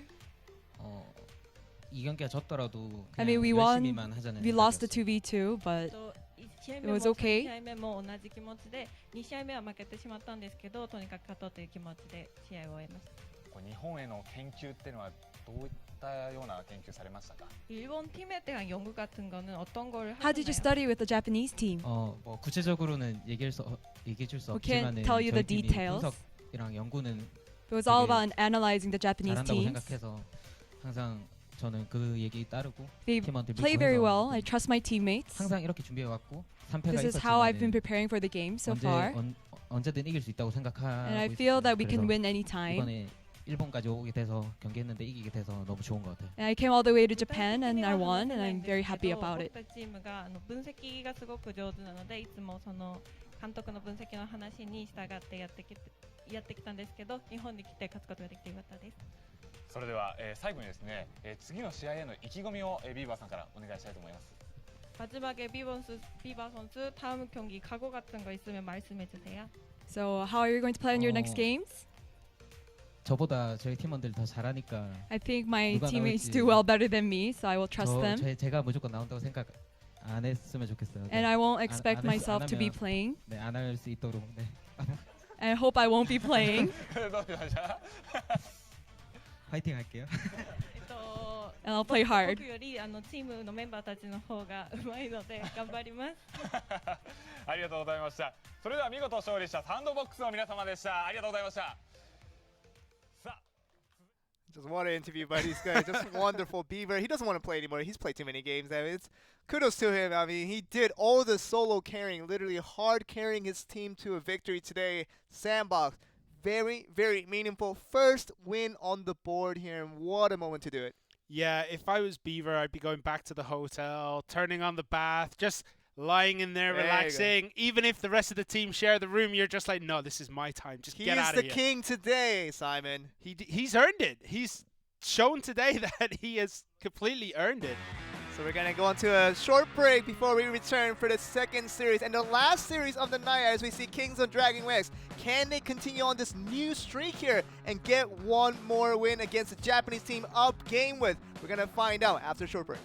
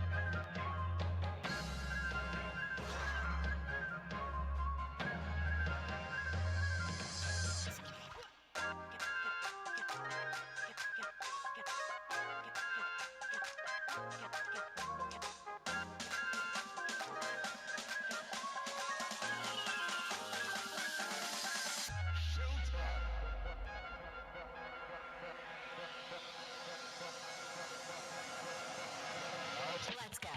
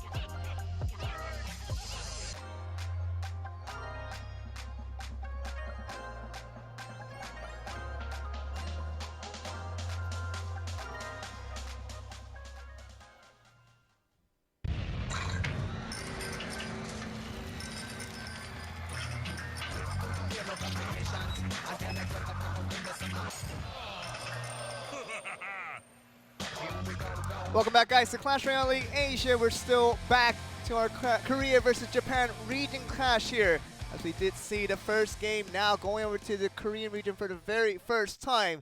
We saw this Japanese team, Detonation Gaming, thought to be another just winner out of this prospect, but couldn't win out against Sandbox. But now we're gonna get this next two teams here. Are we gonna see a follow-up of that previous story? Are we gonna see kind of going back to the old trend of things? Yes, I hope so. Kingzone Dragon X here with my favorite player, Expo Master. We have seen the Expo pros in the last game. Now it is time to see the master of Expos. But Big Daddy and Ho will fill out the rest of that roster for Kingzone Dragon X today. And we're going to see Game With in just a second. You can see their team profile here.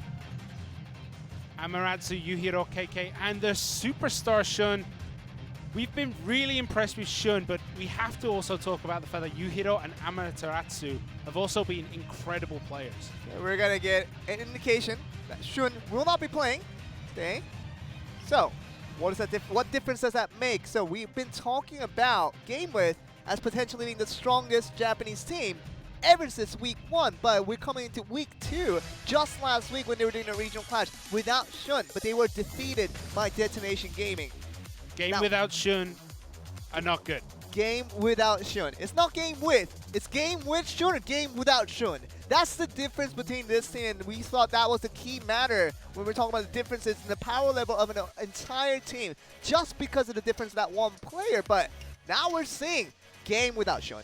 The game without Shun means that this might be just a reflection back to what we saw in week 2, and we might just see the trend going with Korea potentially getting another win against the Japanese team. But we're saying this almost as a joke, right? Like, they did lose without Shun, but they've also played really, really well with him. And they played well without him, I think, against Detonation Gaming. It wasn't one-sided.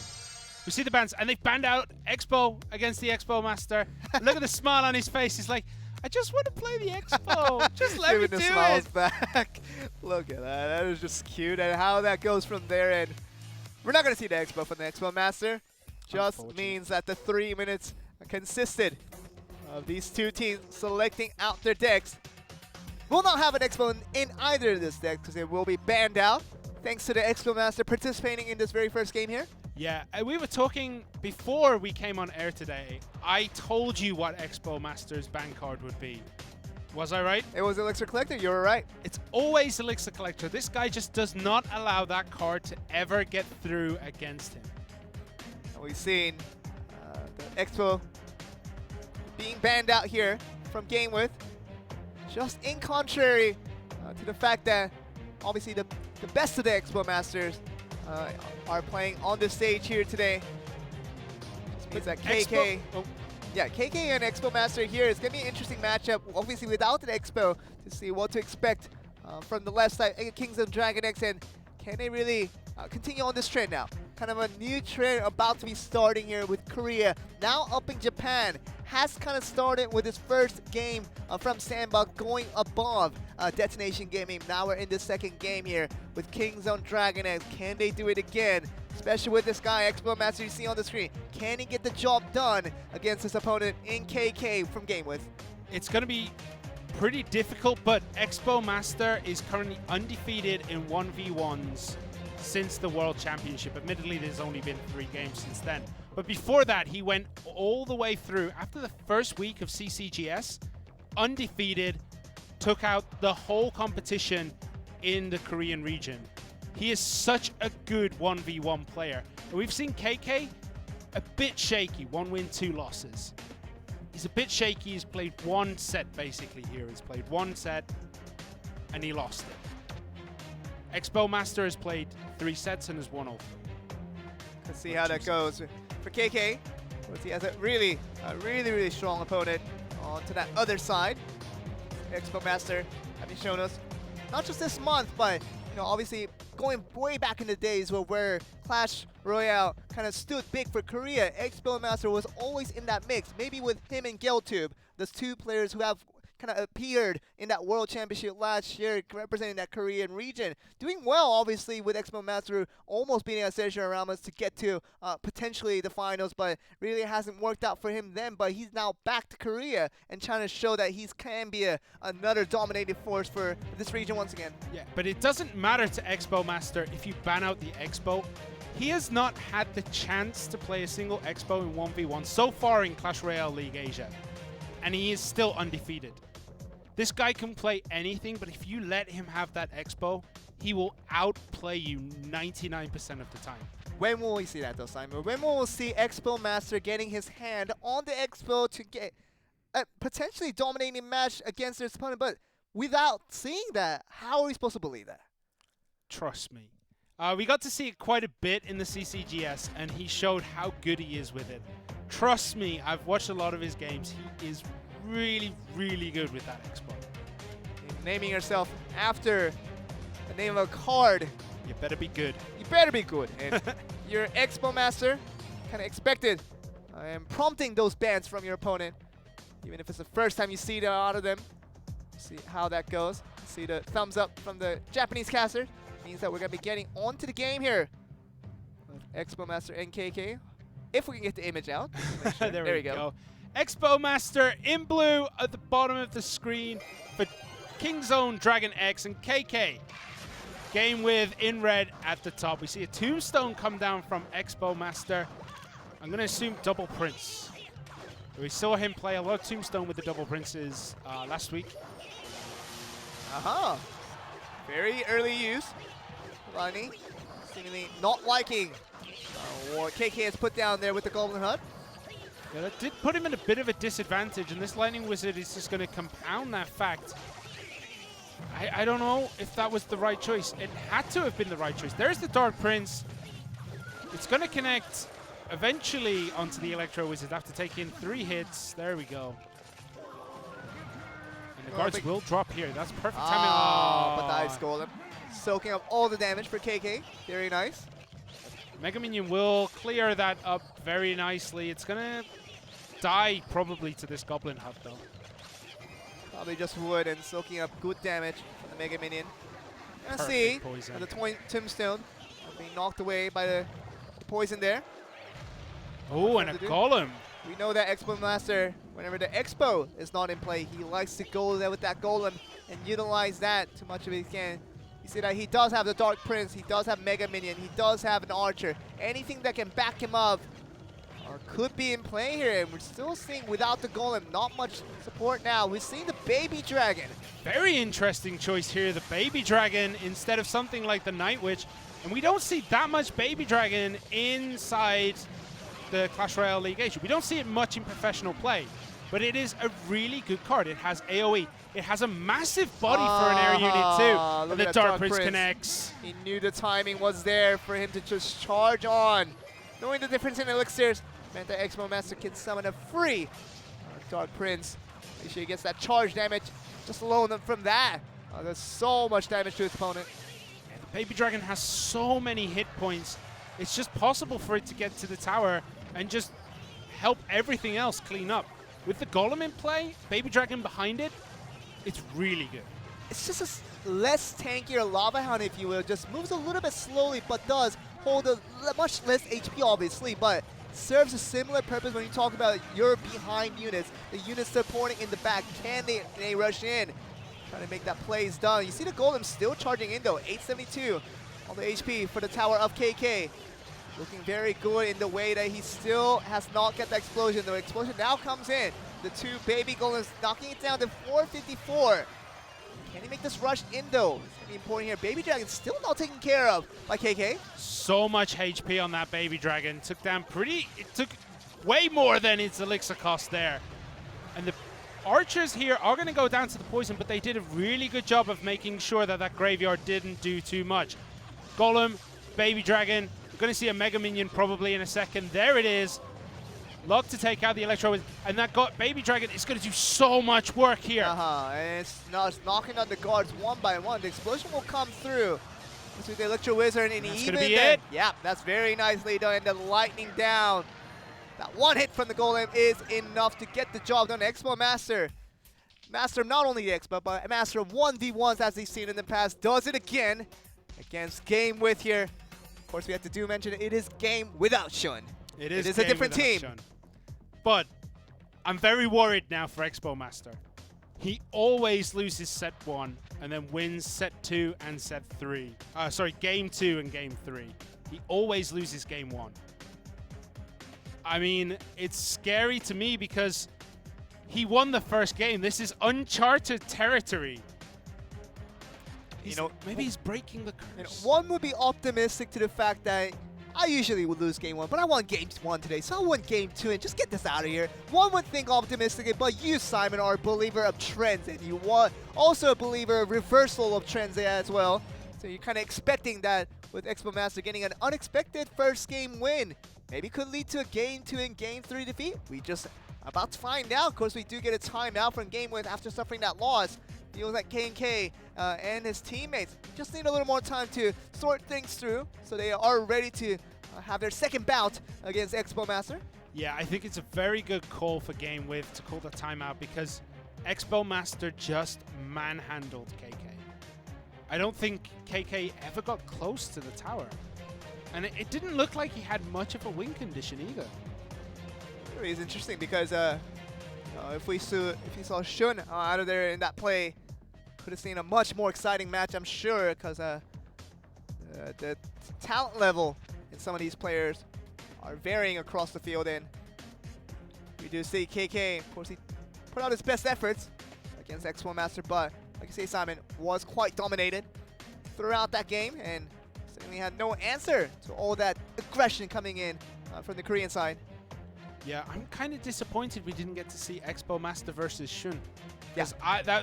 Those are my two favorite players so far in the Clash Royale League Asia. But KK is still a great player. I don't want to put him down too much. He's still a great player, and he could take this. As I said, Expo Master won game 1. I think KK might win game 2 and 3. I mean, you're just a believer in trends. You're not trying to be a mathematics. You're not trying to be the realism here. You're talking about still, we have everything in the books here. Everything is on the line. And I believe that Expo Master, despite breaking his trend of winning out his first game when he's supposed to lose out to game 1, could see him still in dominating force. And it's more about KK. Can he recover back from the loss that he just suffered? There's barrels, Ice Wizard coming down, and the Mega Minion too. Very clean, the defense there for Expo Master. Of course, had to use 5 elixirs to get that defense against the 3 elixir use. Oh, we've seen a nice log coming in. Very nicely done. But the log being used there does mean it is go time for the Goblin Gang to come out the other side. Okay. Gonna see the Tombstone summon once again. He's gonna go towards another log used, and the Tombstone has been nullified. We're gonna see another double barrel use, a nice tornado with the Ice Wizard just ready to get all the damage onto the units there. I just gotta say, I know I should be watching the middle of the game, but watching Expo Master just like move his hands around. It looks like he's trying to make pizza here. He's just like sprinkling on a bit of the cheese. He's sprinkling on, you know, a bit of the toppings. He's not staying still. The guy keeps moving. You know, that Expo Master, when he gets the expressions going on his face, knows that he's feeling a little bit different when compared to the relatively easy win that he got in Game 1. This Game 2 seemingly a little bit more of a struggle for him to find all the right answers. Yeah, this is a typical log bait deck from KK, and we see the graveyard being used here for Expo Master. Yeah, no poison. Does get logged down, but there's going to be so many coming up. Dark Goblin does a very good job of cleaning that up, though. Its attack speed is so high. You see that even the Dark Goblin doing some damage onto the right tower there, but mostly it's been about the left tower for KK. Of course, you talk about a very nice defense done for that graveyard, even without that poison. As you now see, Expo Master's kind of played now. Yeah, he plays that aggressive poison log straight away. This means we'll probably see, Knight and then the Goblin Gang behind, and the Dark Goblin. Is there going to be enough to defend? How can he take out the Goblin? The Dark Goblin now doing so much damage, though. This is a dangerous situation, but the Tornado is seemingly the answer. The log just in time to get that split-second charge done. And see the graveyard being coming out for him now, for Expo Master. Of course, the log once again making it really easy to settle for that graveyard being summoned on the left side. Still does take quite a bit of damage from that, but it could have been so much worse. The Knight does a really good job of defending against the graveyard. Look at Perfect perfection timing on the log. Split second right there. Doesn't even give them a chance to appear in the battlefield. Expo Master throws out the thumbs up. He's feeling confident about this. But how long can he go about this? To the graveyard with it right here. Does activate the King Tower. That's bad news bears for KK. Goblin Gang used on the defense here.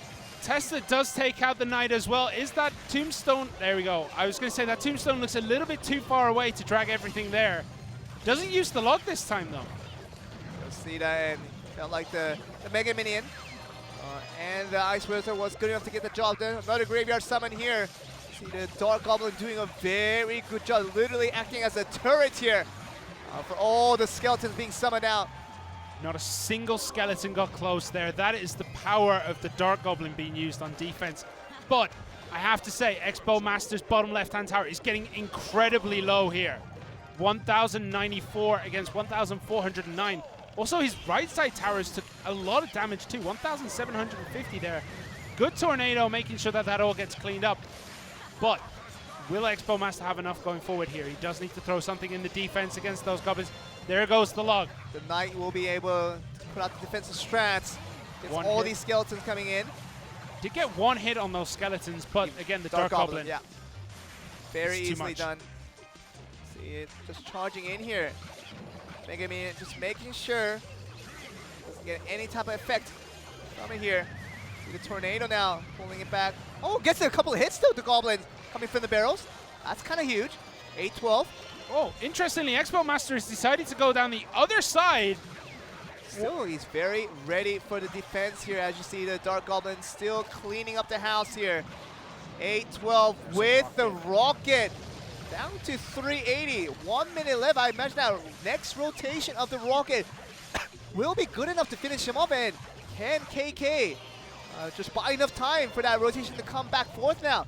Summoning a lot of units just to make sure that Rocket comes back as soon as possible. As soon as we see that 6 elixir hit, we will see the Rocket being summoned here, and that will be the end. KK puts down the thumbs, and that will be the end for Expo Master, who do not get the second game in this series. And see it now all even in this ace match. Very fitting for this title here. What did I tell you? Expo Master wins game 1. We're in uncharted territory. Loses games 2, and although it looked as though he was doing really well on the offense, none of the graveyards ever really got close. The Dark Goblin just cleaned it up. The Knight tanked so many hits from the skeletons away from the tower. It's really hard when you're playing a graveyard against those two cards in particular. Princess is a bit slow. Even though she does AoE, she's a bit slow. But the Dark Goblin, Yeah. single target, rapid fire, one hit, one kill. The guy can clean it up on his own pretty much. Attack speed is absolutely ridiculous from the Dark Goblin, meaning that literally it's just a turret, just moving around. Those Spitfires doing so much damage to all these little skeletons. It only takes one hit to get away. Of course, combine that with the attack speed of the Dark Goblin, knowing that the graveyard will be taken care of most likely. And even with just a knife being thrown down there just for taking over, in case at least one skeleton hits the turret, you're just knowingly know that the combo coming from that defense right now, even if it's not the poison, will take care of that graveyard every single time. Yeah, it's so worrying now for Expo Master. If he goes the same deck, I think he's going to suffer the same fate. Oh, yeah. But if he goes the same deck as game 1, I'm pretty sure KK is going to be ready for it this time. So we have to wonder what Expo Master is thinking at this stage in the game. Is he going to go back to the Golem? Is he going to go back to the graveyard poking? Or is he just going to go something absolutely new? Something we just don't know until we get to see it. There's the Goblin Gang. It looks as though KK once again is going to go for the log bait. And it does seem, just from one card, I know it's only one card so far, but it looks like Expo Master has gone back to his game 1 deck. Yeah, Golem deck might be the case here, as you see the Dark Prince being indicated along with the Mega Minion, all part of these ingredients for a successful Golem rush. We've seen this time and time again, how this works so well for Expo Master in the past. Now, for KK though, we're seeing very similar deck as we saw from game 2 here. So, combination of both now. How can we expect things to happen from here? This is definitely the game 1 deck. We see the Baby Dragon used again. Baby Dragon is very good against goblins. Very, very good. The AoE is enough to take out Spear Goblins instantly. You see the Baby Dragon now charging in here. Gonna get 2 hits before it goes down. 2 hits is good enough, but KK is just slowly controlling this game. The Princess is going to near the tower. Doesn't get 1 hit on it, though. Mega Minion will push forward, and we've got to see the Golem coming out soon. Expo Master is reaching that 10 elixir mark, usually the sign to drop a Golem. We're still looking at this now with the Dark Prince, trying to do a lot of damage there, but mostly about defense here. Even the Noct pulling out all the aggro away from the Dark Prince, meaning that all the units behind the back will be able to do some free damage here. Barrel log instantly. Will KK be able to push forward on that, though? Doesn't look like he is. 2 hits, though, from that Baby Dragon from Expo Master. We're still not seeing the Golem. We have to just imagine that it is right there, and he's going to wait for that 1 minute mark before he starts summoning it. Let's see the other way charge from KK. How much can he get through stun here? Oh, you see the Goblin still doing a lot of damage here. 1940 here. How long can he get this going here? 1840 for the charge now, and we're still looking at this Baby Dragon harassed by the Tesla on the defense. Yeah, we've seen that the Tombstone is a really good answer to Princess because the skeletons come out at such a slow rate. The Baby but the Golem Dragon does connect. Baby Dragon is there. Still alive. There goes the lightning. Oh, this is dangerous. This is looking very, very bad. The Tesla desperation effort by KK does not come through, and another 4 elixir wasted there. Now he has to just go for everything on the right side. Expo Master now is feeling the wind coming towards his side. Can he get that done? 7 more seconds for KK to knock down 1459 HP from the right side of Expo Master. It doesn't seemingly it's gonna happen, and it's gonna be match over with Expo Master picking up the win in the very end. He's the master. He is just, oh my god, he just dabbed. He does it every time. He does it every time. He gets a good win. Now, the condition is a good win. And that was a good win right there for Expo Master. And what a win it was, because game 2, like seemingly you talk about a game 1 win for Expo Master, is something that we expected at the very last minute. But he gets it, and he gets game 2 lost sort of to a prediction. And game 3 could have went the other way, where Expo Master doesn't pick it right back up, and he might just suffer another loss for his team. But nice win for Expo Master this time around, that 1v1, and very crucial play in how they pulled that Golem off. Really successful play. Amazing play. I love watching him play. And the Golem play, he never put down the Golem until he was ready for that killing blow. Yeah. Did you notice that? He only ever plays the Golem 1 time. He did. Right at the 1 minute mark. Right at the 1 minute mark. Golem comes down. Suddenly, the whole mood of that game switched. Because before that, it was very back and forth. It was very kind of even. and then suddenly the golem comes down, boom. You've got to be feeling it. And you gotta understand that KK probably knew that Golem was definitely there. You have to understand, even we realized when we saw those compositions, the key ingredient still recipe book for a Golem charge when that is already been played by Expert Master. You just gotta expect that the Golem is right there. I'm sure KK has been expecting it for the entire game there, but when that 1 minute mark hit and that Golem rush came through and he couldn't stop it, you know that was gonna be GG. Yeah, but that does bring us nicely onto this 2v2. We have Ho and Big Daddy for Kingzone Dragon X. These two have been spectacular at 2v2. They've been really, really good. Unfortunately, they fell yesterday, but they are still very strong duo of players. We do have Game With's Amaterasu and Yuhiro, who are also incredible 2v2 pairing. Seeing these guys in succession rates over and over again for this Japanese team, and Game With are here once again after losing that 1v1. They don't want to suffer the same fate that Detonation Gaming has suffered against Sandbox in the very earlier series, and wants to see Japan rise back on their feet here with another win. And this 2v2 is definitely a necessity to make sure that Game With stays in this one. Yeah, Loon and Tornado ban. Very, very standard Tornado ban by Game With. We saw in the last game that both teams must have thought the other team would ban the Tornado, so Tornado stayed in. This time, Game With didn't want to run that risk, so they banned Tornado, and the Balloon being banned, very good choice. It's very difficult to take out double Balloon. Very nicely done there, and we saw now the Balloon becoming more of a priority in 2v2 as the weeks go by. Seemingly now most common ban, just right next to the Tornado. Of course, the most priority put on that single card. So you know what that can do in a big rush that can come from a 2v2 defensive-wise. Knows how to get that done. Balloon, more of a sneak attack strategy, obviously.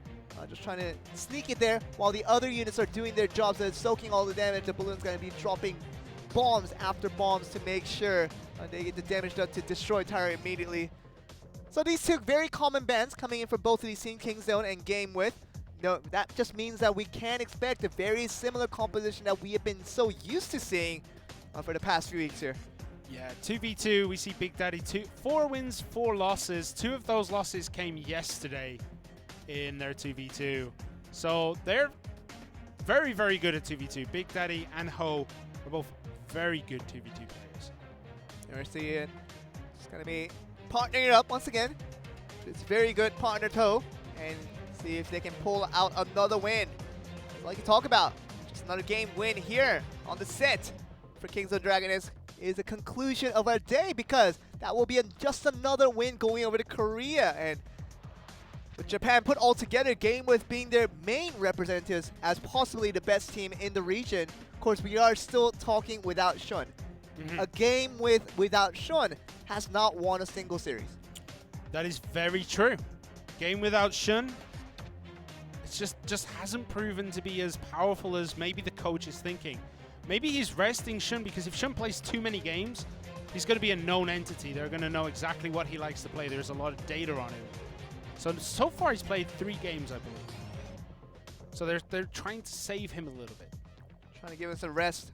Might be another indication of why he was not played for today's games. And of course, we thought it was a much more important game for Game With, because it is going to be against still the very top team in Korea with Kingzone Dragon X. A lot of people are still putting that argument into fact that Kingzone is still not rivaled by any of the Korean teams so far in this tournament. Meaning, when you're Game With, you want to get another win on the books.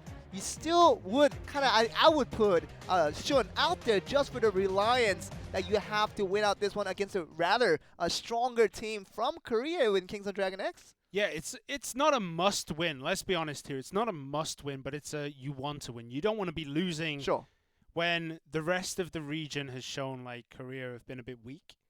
But today, Korea has showed up. It's a Sunday. They've turned up. They're winning games. Maybe we're going to see Ho and Big Daddy take it over Amatsu and Yuhiro. And that would be the indication that Korea are still very much back in this. It's not about Korea always falling on their knees to the Japanese side to make sure that Japan is not always the team that is going to be guaranteed a win, obviously, Simon. And you know that even with Japan versus Korea in the books here, the first 2 days told us that Japan might win more of the games. And now it is day 3 for Korea, kind of telling us that that is not going to be always the case. Yep, but let's get into this 2v2. We have Kingzone Dragon X in the blue, Ho and Big Daddy. And in red, we have Game with Amaterasu and Yuhiro. See this play being played out here. The Miner taken care of relatively easily by the Infernal Dragon. See the Lava Hound kind of sneaked in there. That 7 elixir used. Double Infernal Dragon right there. So making sure that if one is canceled out just like that by the Electro Wizard, the other one will be right there for it. But there's so much here for Kingzone Dragon X. That's a lot of pups. 2 Inferno Dragons. Oh, look at and the poison. is there anything in defense here? Poison does come very nicely though. Oh, now taking the aggro away from the 2. Infernal Dragon is the Electro Wizard. So very nice use of that 4 elixirs right there. If that Electro Wizard wasn't there, we'd be looking at a very, very oh, dead tower. Yes. 2 Infernal Towers, 2 Infernal Dragons, excuse me, putting out damage within 3 seconds or so. Could knock out an entire tower in just a minute. Know how that can happen time and time again. What was very interesting to me is once the first Inferno Dragon went down, Kingzone Dragon X's Ho and Big Daddy both kind of gave themselves a little bit of a cheer, like, oh yeah, we're going to have this. They know kind of what Amaterasu and Yuhiro were going to play. Still looking at this here. Dark Prince trying to charge in as we still look at Ho and Big Daddy. Trying to rely upon this Lava Hound composition. Hoping that this is the answer they have been looking for here. What's interesting though is that Gamewith have really struggled to cross that bridge. They haven't managed to get anything over there apart from the Miner who comes in at the back. And Kingzone Dragon X just left it alone. They didn't care that Miner was damaging their tower. Look at the Dark because Prince, going forward though. here, so much damage. Yeah. The Inferno Dragon does start attacking the Skeleton Balloon, which is not the greatest, because if it turned around and hit that tower would have been dead. Still, look at that. One skeleton is still doing so much damage now. It's going to be important to make sure that defense turns to offense for Gamewith, because right now, the way it seems, it just looks like as if Gamewith are just having a hard time struggling with defense only and can't really transition anything to offense right now. Yeah, the pups this time didn't actually target the tower at all, but they do take down the Inferno Dragons. Both teams play out of poison at exactly the same time. And that's going to be much better for Kingzone Dragon X here, as once again they push in. Pekka's going to be summoned out here to get rid of that Dark Prince, but even that Fireball adding to the scar here, and 324 on the books, and we're going to go into overtime, and just means that couple of rotations for Kingzone Dragon X will get the job done, but now this is going to be a dangerous situation. They can't stop the Pekka. The Pekka, just one swipe. One swipe all to do it. Oh, and it's going to be stopped just in the track. But there is very, double very poison close. there, and the Poison Miner comes out. That should be it for Kingzone Dragon X to that final. Oh, 93 was actually very close in the end, but we talked about Materasu and Yuihiro. If that Pekka had connected just one swipe, that would have been game over, and Gamewith would have had the most unexpected victory right there, but still, Kingzone Dragon X pull it out in the end.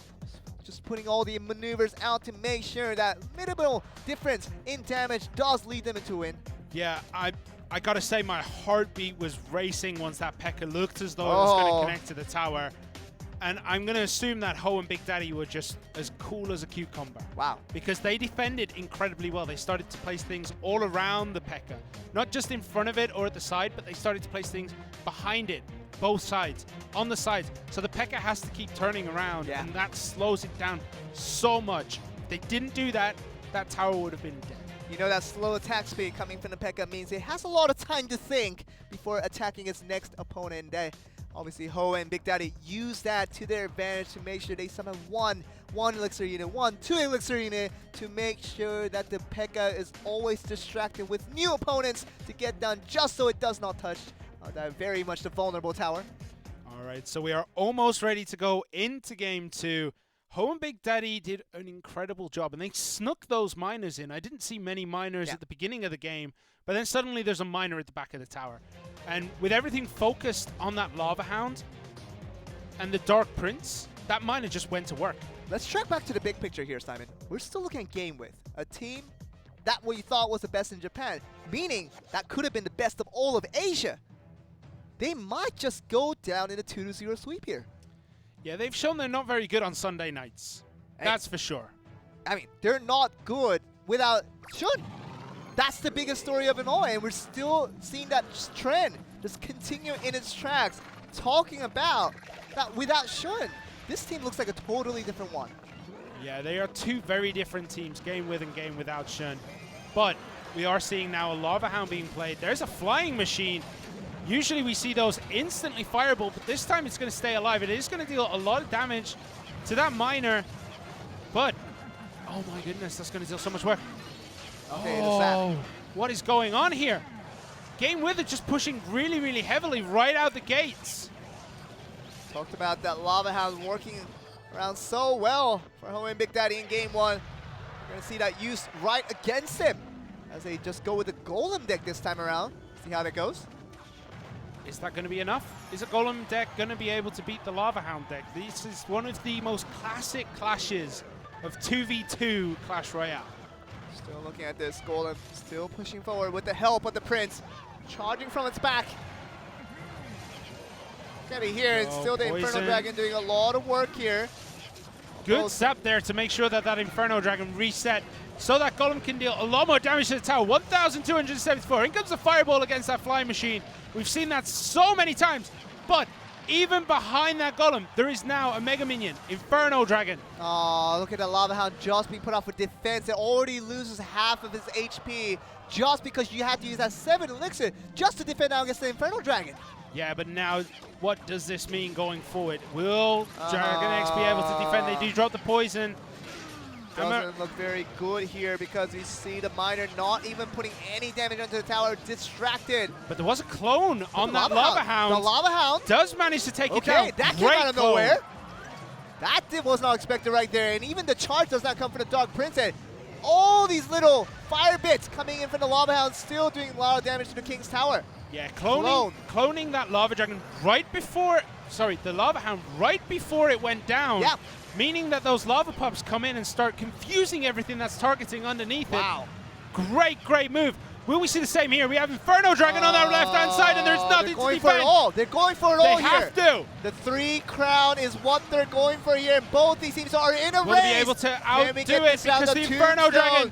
Oh, but very nicely done by Game With as they stop that run through. But with the clone, it's going to be finishing him off. And what a win for Game With on that situation. That clone was the difference maker. We saw Kingzone on the winning end for the very first part of that game. But all of a sudden changed, flipped upside down 180 degrees as we saw the clone from the Lava Hound. Even we didn't see it initially, but we saw the tower just already going down. Yeah, crazy, crazy play on that clone. We were too busy looking at the forward attack for Kingzone Dragon X because it looked really difficult to stop. That Lava Hound didn't look as though it was going to do a lot of work. And then it clones, and then suddenly all those pups just start going to town on that tower. And then I think Kingzone Dragon X, they had to go all in, but they knew that their all in was considerably weaker. Yeah. Because Game With had that Inferno Dragon up front. An Inferno Dragon, if you're trying to race against an Inferno Dragon, you're going to lose. No unit does more damage over time than an Inferno Dragon in the entire game. And when you let that free onto a tower, it will not be beat by any single card, even a combination of multiple cards. You know that's not going to be done. So that's what we Game With went with on that last time around. So that clone, that unexpected trigger against Kingzone Dragon X worked very well in Game 2. Will it work again in Game 3, or they're just going to go something totally different here? Because we do see a Kingzone making the most appropriate time out here. Yeah, I don't know. I think this is going to be a very interesting final game because, as I've mentioned, both of these 2v2 pairings are incredibly strong. They're really, really good. They've proved time and time again that they have this synergy between the players that other teams don't quite have yet. Are we going to see Ho and Big Daddy manage to take this out? Are they going to go for a Golem again? Are they going to go for a Lava Hound again? Because it works so well in game 1. But will game with go for the Lava Hound again? It's back and forth. And we have to understand that right now, if Kingzone Dragon X does lose out this one, it's not all over yet. They will go into the ace match. It's something they wanted to avoid because they want to just end it right here in the second set in this 2v2. If they win out this one, everything is over. Another W goes to the boards for Korea. But right now, something they want right now is just to get another win in this set in this 2v2 so they can get to the ace match and hopefully pull another victory. Yeah, but they've got to pull a victory from the final boss, Expo Master, because I'm pretty sure they'll put him out in that ace match. And that is no easy feat, taking a set off the Expo Master. Not too long before we find out if we're going to see the Expo Master again, because we're getting to the last match in this 2v2 here before Big Daddy and Ho for Kingzone Dragon X. And now we're going to be going up against Amaterasu and Yuhiro for game with on the top side. Let's see whether Japan or Korea will be the winners for this one. It looks like Kingzone Dragon X have gone back to their first deck, the Lava Hound Inferno Dragon. And it looks like Game With might be sticking with their Game 2 deck. We're still looking at this here, so it might be just the two Lava Hound decks pulling at it each time here. Yeah, Lava Hound drops very, very early. None of those pups managed to even sniff the tower. Looking at this though, seeing a lot of work being done by the Infernal Dragon from the defense and the Kingzone Dragon X, but more importantly, it's about this distraction coming in. And we see this last a little bit longer. The question here. Yeah, that Inferno Dragon killed so many skeletons. He just managed to stay out of the way of the Princess Tower, allowing him to, you know, come forward again. And there's a P.E.K.K.A. P.E.K.K.A. has been summoned on an emergency notice because we saw the Dark Prince and the P.E.K.K.A. trying to be that rush forward, but we see the Dark Prince kind of getting ahead of himself there. Yep, and here's the Inferno Dragon. It's going to take down that P.E.K.K.A. rather quickly, but it looks as though Kingzone Dragon X have taken so much damage to that bottom right-hand side. That constant minor summon has done some incredible amount of damage. See it again. As soon as they see a Lava Hound summon from Kingzone Dragon X, they just automatically just hot press that minor to make sure it gets a little bit of chip damage before it does any punishment. Yeah, and they also summon the Inferno Dragon and then summon the Skeleton Barrel to make sure that Kingzone Dragon X's Inferno Dragon doesn't connect onto the other Inferno Dragon. Now we see the second Inferno Dragon going to be coming in against the second Lava Hound from Kingzone Dragon There's X. so much here. There's going to be a lot here. Okay. The Mega Minion does connect onto the tower. 2 hits. Wow, the Mega Minion to the rescue there. Doing all the defensive strats all by itself, but still making it down to 1075 though. How can he recover from this? Perfect answer there. They tried to drop the bats to defend that miner, but the poison comes down and instantly takes them out. Dark Prince is going to charge forward and connect onto another Dark Prince, with the Dark Prince charging behind, and they're going to meet somewhere in the middle. There we go, we see the Tombstone just summoning a skeleton at a time here. Make sure they are ready to go here. The Dark Prince will be eliminated. More about this Lava Hound now trying to make sure this one gets exploded as quick as possible. See the miner being sneaked there in the back for the side of Kingzone Dragon X. Does a little bit of damage in addition to the poison. Now can we see Kingzone Dragon X defend out this one. The effort now coming in from Game With here. They're really going to need to. There's double miners down there in the dark. 311, 220, one more poison will be able to take that out. And oh my goodness! Finishing it off in Game With. Bring us right back into the game. Ace match will come underway, and Japan is not going to go down very easily. Wow.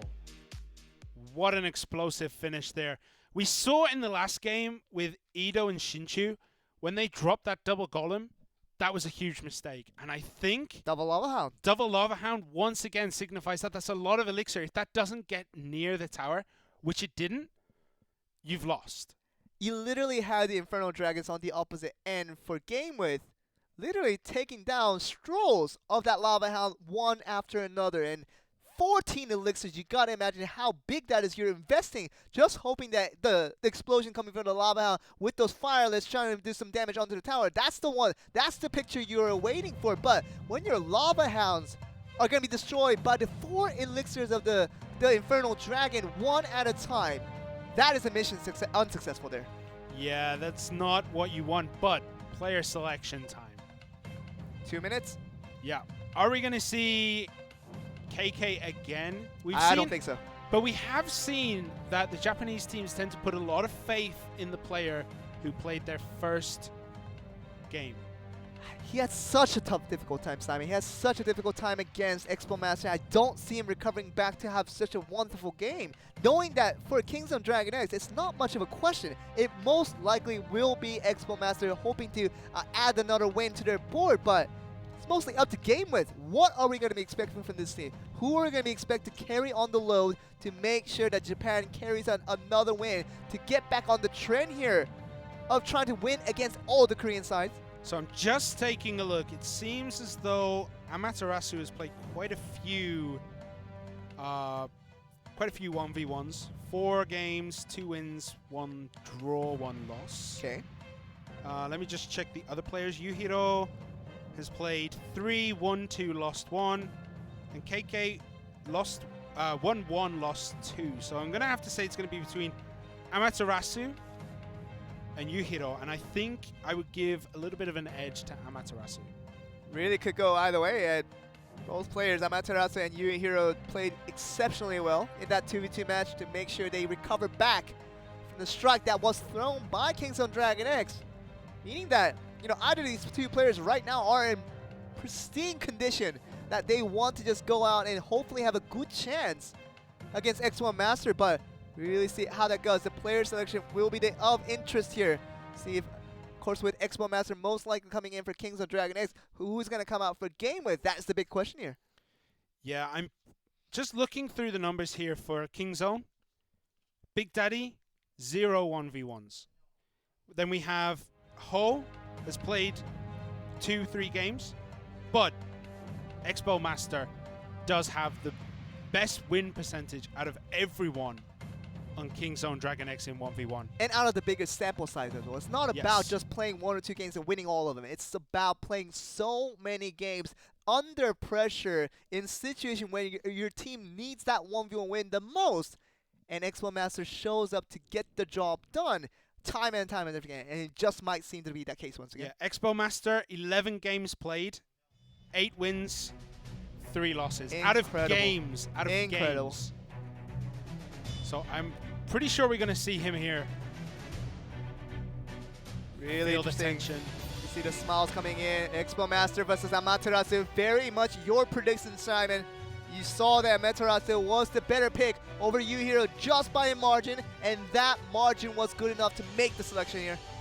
Yeah, unsurprisingly, we see Expo Master, but being able to take the Korean champion from CCGS, it's very, very hard. This guy is amazing in 1v1. If you guys do not know who Expo Master is, just know he might be the best player right now in Korea. Maybe even the best player in the Asian region. Wow, that is a big statement. Because we know another player who might be within that contention. Sure. But he's not playing today. That's fine. That is the biggest problem, because I firmly believe, even casting from a Korean region and now sitting in OGN here in Seoul, Korea, I can still say that maybe Sean, if he played today, I don't think we would have gotten to this stage. I would have seen Game With totally dominate Kingdom Dragon X, but that is another story for another time. We're here once again to realize that we are in an ace match where Expo Master can be the hero once again against Amaterasu from Game With to get that victory that they need, because they have been thirsty. They have been drought of victories for the past couple of days. Yeah. As you said, like, if you haven't watched Expo Master play, go watch the Korean CCGS final where he played, I think it was Jungela. Dominated the guy. And once again, we see Elixir Collector from Expo Master and X. Classic. Yep. What else? Changes. What else do you ban? Well, let's just put a default value in. Just like you don't have to even press the button to make sure that ban does get in. Expo banned out against the Expo Master. The most expected ban, of course, just as expected, is the Elixir Collector, a favorite Expo Master that he likes to ban out against every one of his opponents. Yeah, he always bans the Elixir Collector every single game. I think it's 100% ratio of him banning that card.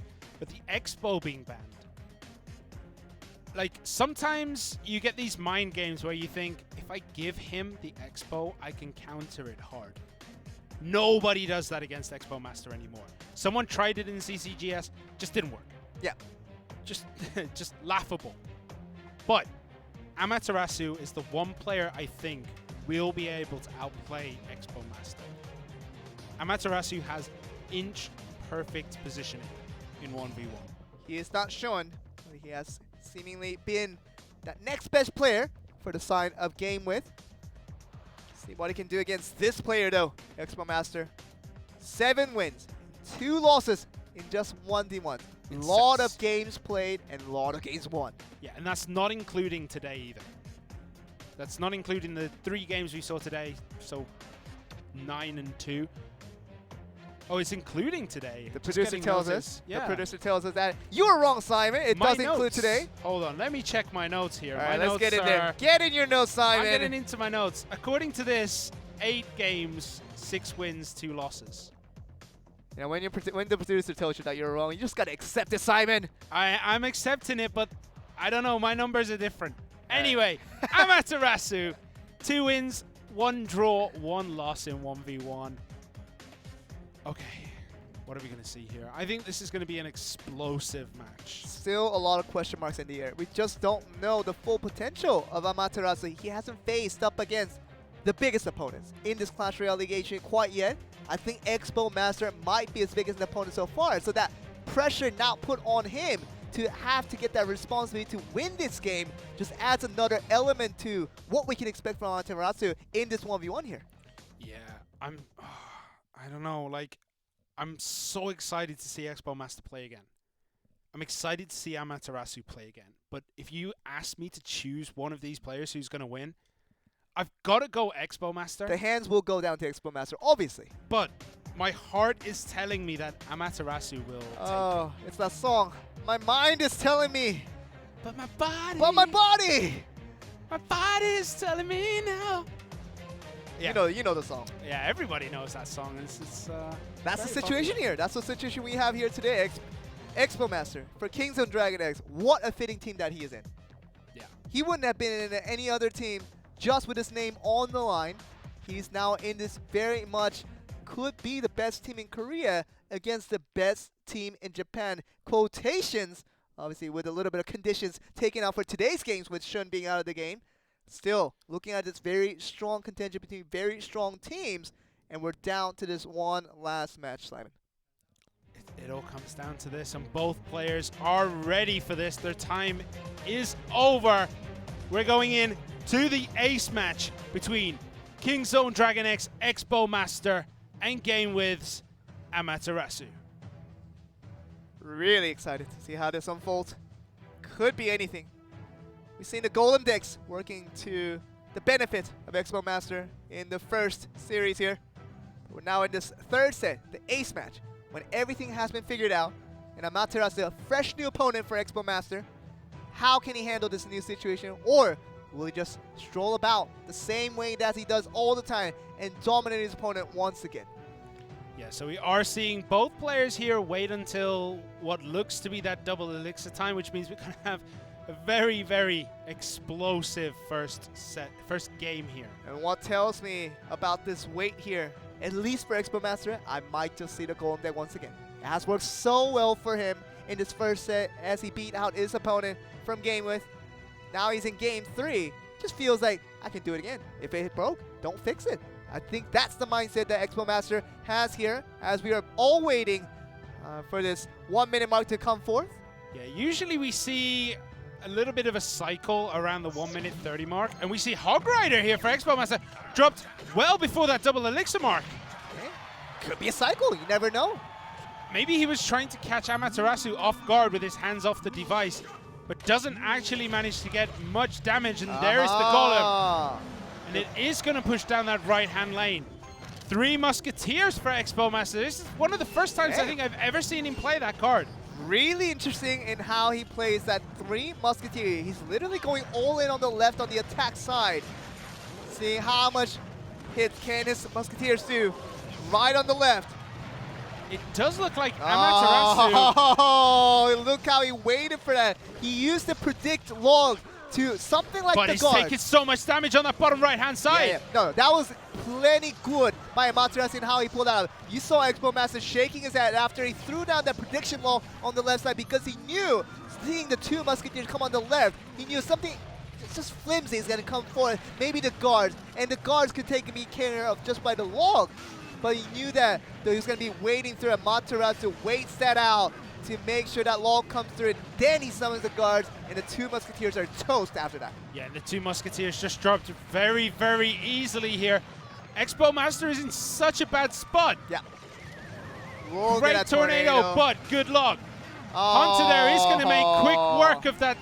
No, maybe not. I thought they were going to get it. Dark Prince only getting a few pellets away from that Hunter. Means that doesn't do the maximum damage potential. Down to 694 here.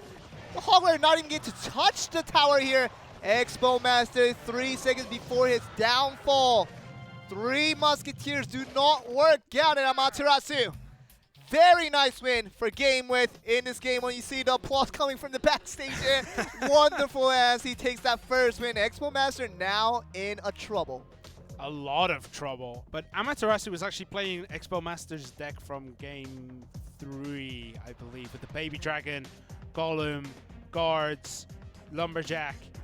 It was worrying. something new for Expo Master as he put that 3 Musketeer as the main character of his plot. Did not come through. The biggest change in the strategy came through with that log. I have to mention it again. Expo Master thought he was thinking one step ahead. That when he got that 2 Musketeers on the left side just on a free lane, getting that free damage onto the tower, he knew that Amaterasu was summon something like the I don't know, Goblin Gang or whatever, the guards that he eventually summoned, and that log prediction would maximize the damage potential of his 3 Musketeers because it would go down a lot faster. But that log was not bited. It was not bit by Amaterasu, and he summoned that guard right after the log had gone up to do that 80 damage onto the tower, meaning that the 2 Musketeers on the left were no good. Just remember, Expo Master usually loses set 1. All right. Game 1. Usually loses That's the game slack 1. you want to give him, Simon? That's the fight. That's my grave. I'm going to dig it. That's your last straw, Simon, on giving your slacks on to Expo Master, and you're doing it again. We could see that Game 2. If your prediction is right, Simon, Expo Master will win out Game 2, but Amaterasu looked extremely strong in that Game 1. There's a Hog Rider. Great log. Inferno Tower. Not very often we see that. And Expo Master's kind of thinking here, like, was he expecting that? It looks as though he might have been expecting another Golem deck. He lost Elixir there. I mean, with the 4 Elixirs for the Hog Rider, with that 5 Elixir from the Inferno Tower, and what else is that Inferno Tower going to do now? Now it's going to be put down on the ground, literally just going to go down and shatter, then you just lost Elixir for that trade. Yeah. But don't forget, Amaterasu also used the log, so they're roughly even right now. Even that guard was put down perfectly to negate the miner from attacking anything, and still looking at it here. Very untypical cards being summoned by Expo Master here. Oh no, Tornado pulls in, activates that King Tower. Making it a lot more difficult to now destroy the base of Amaterasu for Expo Master. Especially when you have a miner in your deck, that King Tower does make it so much harder to do damage. Amaterasu in full control. I have to say that all the defensive efforts have been working out for this guy. Expo Master now thinking of his next strategy. He just summons out the Goblin Gang for rotations. Yeah, I'm very, very, very concerned here for Expo Master because, as you've mentioned, Amaterasu is in 100% control here. Look at that, and everything just going according to plan here. Even just a Hog Rider once again countered by the Inferno Tower, but what else are you going to do now? I'm going to say that wasn't Amaterasu's plan there. I'm 100% expecting that he thought the Hog Rider was going to be safe against the Inferno Tower. Okay, Inferno Tower doing one more effect there. We're getting out of it. Oh, even that log on the backside. Something that players do for tricks is that you place that Goblin Barrel on an awkward position that it doesn't get automatically countered by a log there, but almost caught me off guard there, thinking that something crazy what's happened, but we do see the three musketeers now for Amaterasu. How long can these last, and how long can he survive to do maximum damage towards the opponent base? Yeah, Amaterasu really does need that Ice Golem to get hit first by the Inferno Tower, because every time the Hog Rider has been getting hit, and we see here, Expo Master uses the Miner on defense against the two musketeers that were left, and that top right-hand side tower is down to 1,536 hit points. There again, the Inferno Tower, making sure that that Hog Rider doesn't get hit into that tower. Okay.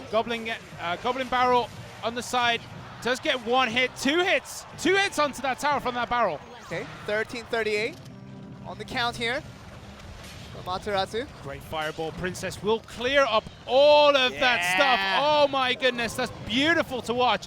As the minion horde also makes sure. So this time it's Amaterasu with that prediction log not working to his favor there. That tower's taking so much damage, 1,436. But the minion horde on the other side, oh my goodness, a lot of damage being put down. It doesn't really matter though. One tower goes down, and that is the end of this game. 1,006 now for Amaterasu. How long can he survive? He does have 1585 on the opposing end. The miner connects to the tower instead of the guards. Three hits there. In comes the log. That's an extra 50-60 damage. Oh my goodness. Princess as well, taking out those guards that were remaining. Okay, another one. Oh, he misses a log! He misses a log, and that's going to do more damage. 5:32 on the clock now. And can we see this 2 minutes? Now it's firming the favor with the miner connecting once again. 4:04. All these mistakes coming in from Amaterasu are costing him big time here. As we see, this might just end here. Can we see the position now? 320. Not going to get one hit though.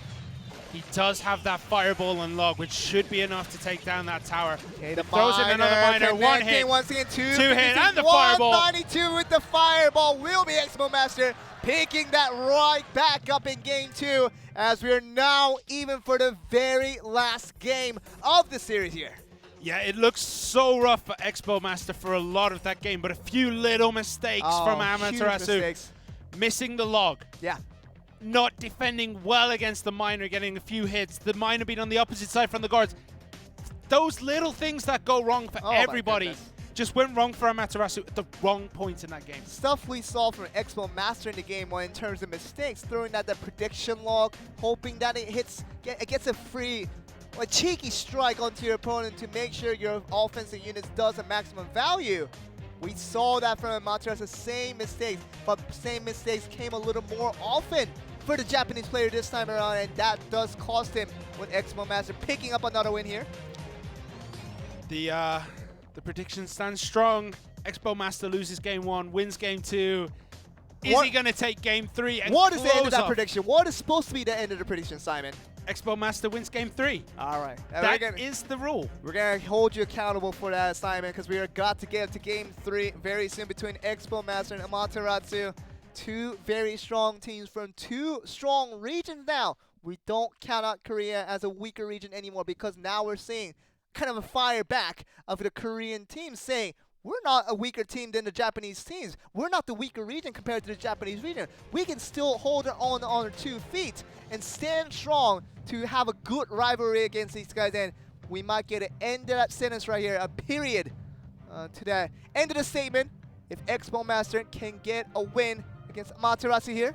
Yeah, Expo Master rolls up those sleeves. He's going to get straight to work once that timer hits 1 minute for the double elixir. Are we going to get to the 1 minute, though? Because we thought that might be the strategy for both of these players. I thought that was an agreement, but Amaterasu broke the first straw with Expo Master throwing out the Hog Rider. Really could see that breaking once again, but so far, no cards being played on either side. Does look like we're going to wait for that 1 minute mark, and if we do, explosions happen. But the last time it happened, Amaterasu actually won, because we did get pretty close to that 1 minute mark. It was 140, I think, when Expo Master threw out that first Hog Rider. Yeah. Will we be seeing the same deck from Expo Master? I honestly hope not, because he had no chance in game 1. See what happens here. As that game 2 did go over to Expo Master. Now we're on to game 3. Literally the last game we could possibly play in today's matches, meaning that game with Kings on Dragon X, one team is going to add another win onto their board. And both of these teams could very well benefit from a win because they're both on dominating force in this entire tournament so far. And we're 30 seconds out from the double elixir point, so we're just waiting for one player to make the first move. Who do you think is going to make the first move? I mean, if I see the Expo Master down on that Golem deck once again, that will be excitement for me because he has such high succession rate just with that specific deck, and he hasn't played that against Amaterasu so far. It's been 2 different decks that he's played in games 1 and 2. And game 3, if he brings back the Golem deck, which we're seeing a little bit of clue of, that might be the excitement now starting. Golem being countered on the other end as well, so really important in how the players play out that one. Dark Prince now being summoned from both sides, so mirroring each other's actions right now. Yeah, this is big. Golem's going down the same lane means that there's going to be this huge... Baby Dragon? Wait, Baby Dragon against the Golem? Uh-oh. Amaterasu is in a lot of trouble here. Uh-oh. That Golem connects 3-4 times, plus the explosion damage. Look at the excitement on Keeps Expo Master's going. face right now. 15-14 on the clock, 14-61 down to 14-08. Uh-oh, this is looking very bad. Yeah, but there is another Golem there. Oh, it takes so much damage. I don't understand the Baby Dragon. Where did this mindset come from Amaterasu? But we're starting to get a hint of that as we do. 49, and wow, Amaterasu, Baby Dragon for the win here? No. Where did that come from? What? He played Expo Master's deck from game 1. I was not expecting... I can't believe it. Expo Master has dropped a 1v1 match. No, it cannot be. It happened, Simon. It happened. Okay, whoa. Let's get back on track here. We saw Baby Dragon summoned against an Infernal Dragon. Obviously, that wasn't gonna work out. He was just splashing the Golem, hoping to, over time, get enough damage to destroy the first Golem being summoned by Expo Master. We saw it destroy, but very, very late, knocking the tower down to a free about 1400-ish before you get the second rotation on. Baby Dragon is really good in Golem decks. For the sole fact that if the Golem dies, whatever you had behind the Golem still has that big body in front of it. 2 Baby Dragons deal so much damage. If that Baby Dragon would have been an Inferno Dragon and died, we wouldn't have seen a very strong push from Amaterasu. Look at this. But there's the Baby Dragon. Away from everything, making sure just to keep chipping away, keep dealing that damage. And we see the second Golem actually comes out right on the bridge there. Where is the Inferno Dragon? The Inferno Dragon is gone for Expo Master. He doesn't have anything that can deal all the damage needed. Now you saw most of the damage coming from that Dark Prince now on top of the map here, and now just gonna be charging in with the Golems, and there was no answer. It was the Mini P.E.K.K.A. The Mini P.E.K.K.A. went down way too easy. You couldn't see him. He was hiding behind the Dark Prince. Oh my god. He was just hidden there, and he went down way too easily. Oh my word. The tornado and the double splash coming from 2 Baby Dragons. We're gonna get to an interview with Game Whip. as they get the Congratulations. win here. How was the game? Thank you, Amaterasu. Good job. Good job. Why did you choose Amaterasu for the ace match? If we were to go to the ace match, we already have discussed to go with Amaterasu, and it was a good result. Shun, how did you feel watching the game? I'm very relieved.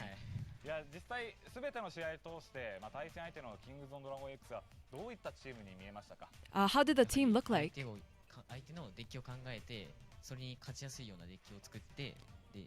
So we prepared for decks that was easy to win. Yeah, and the other opponents prepared the decks as well, so it was very difficult to play against them.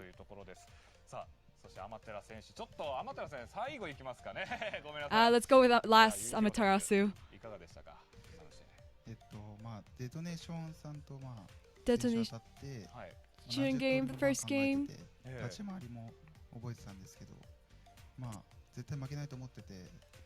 Didn't go so well, but today we were never going to lose. I was very upset. I wanted to cry. But we referenced their teamwork decks. まあ今日もまあ合宿 and prepare for today.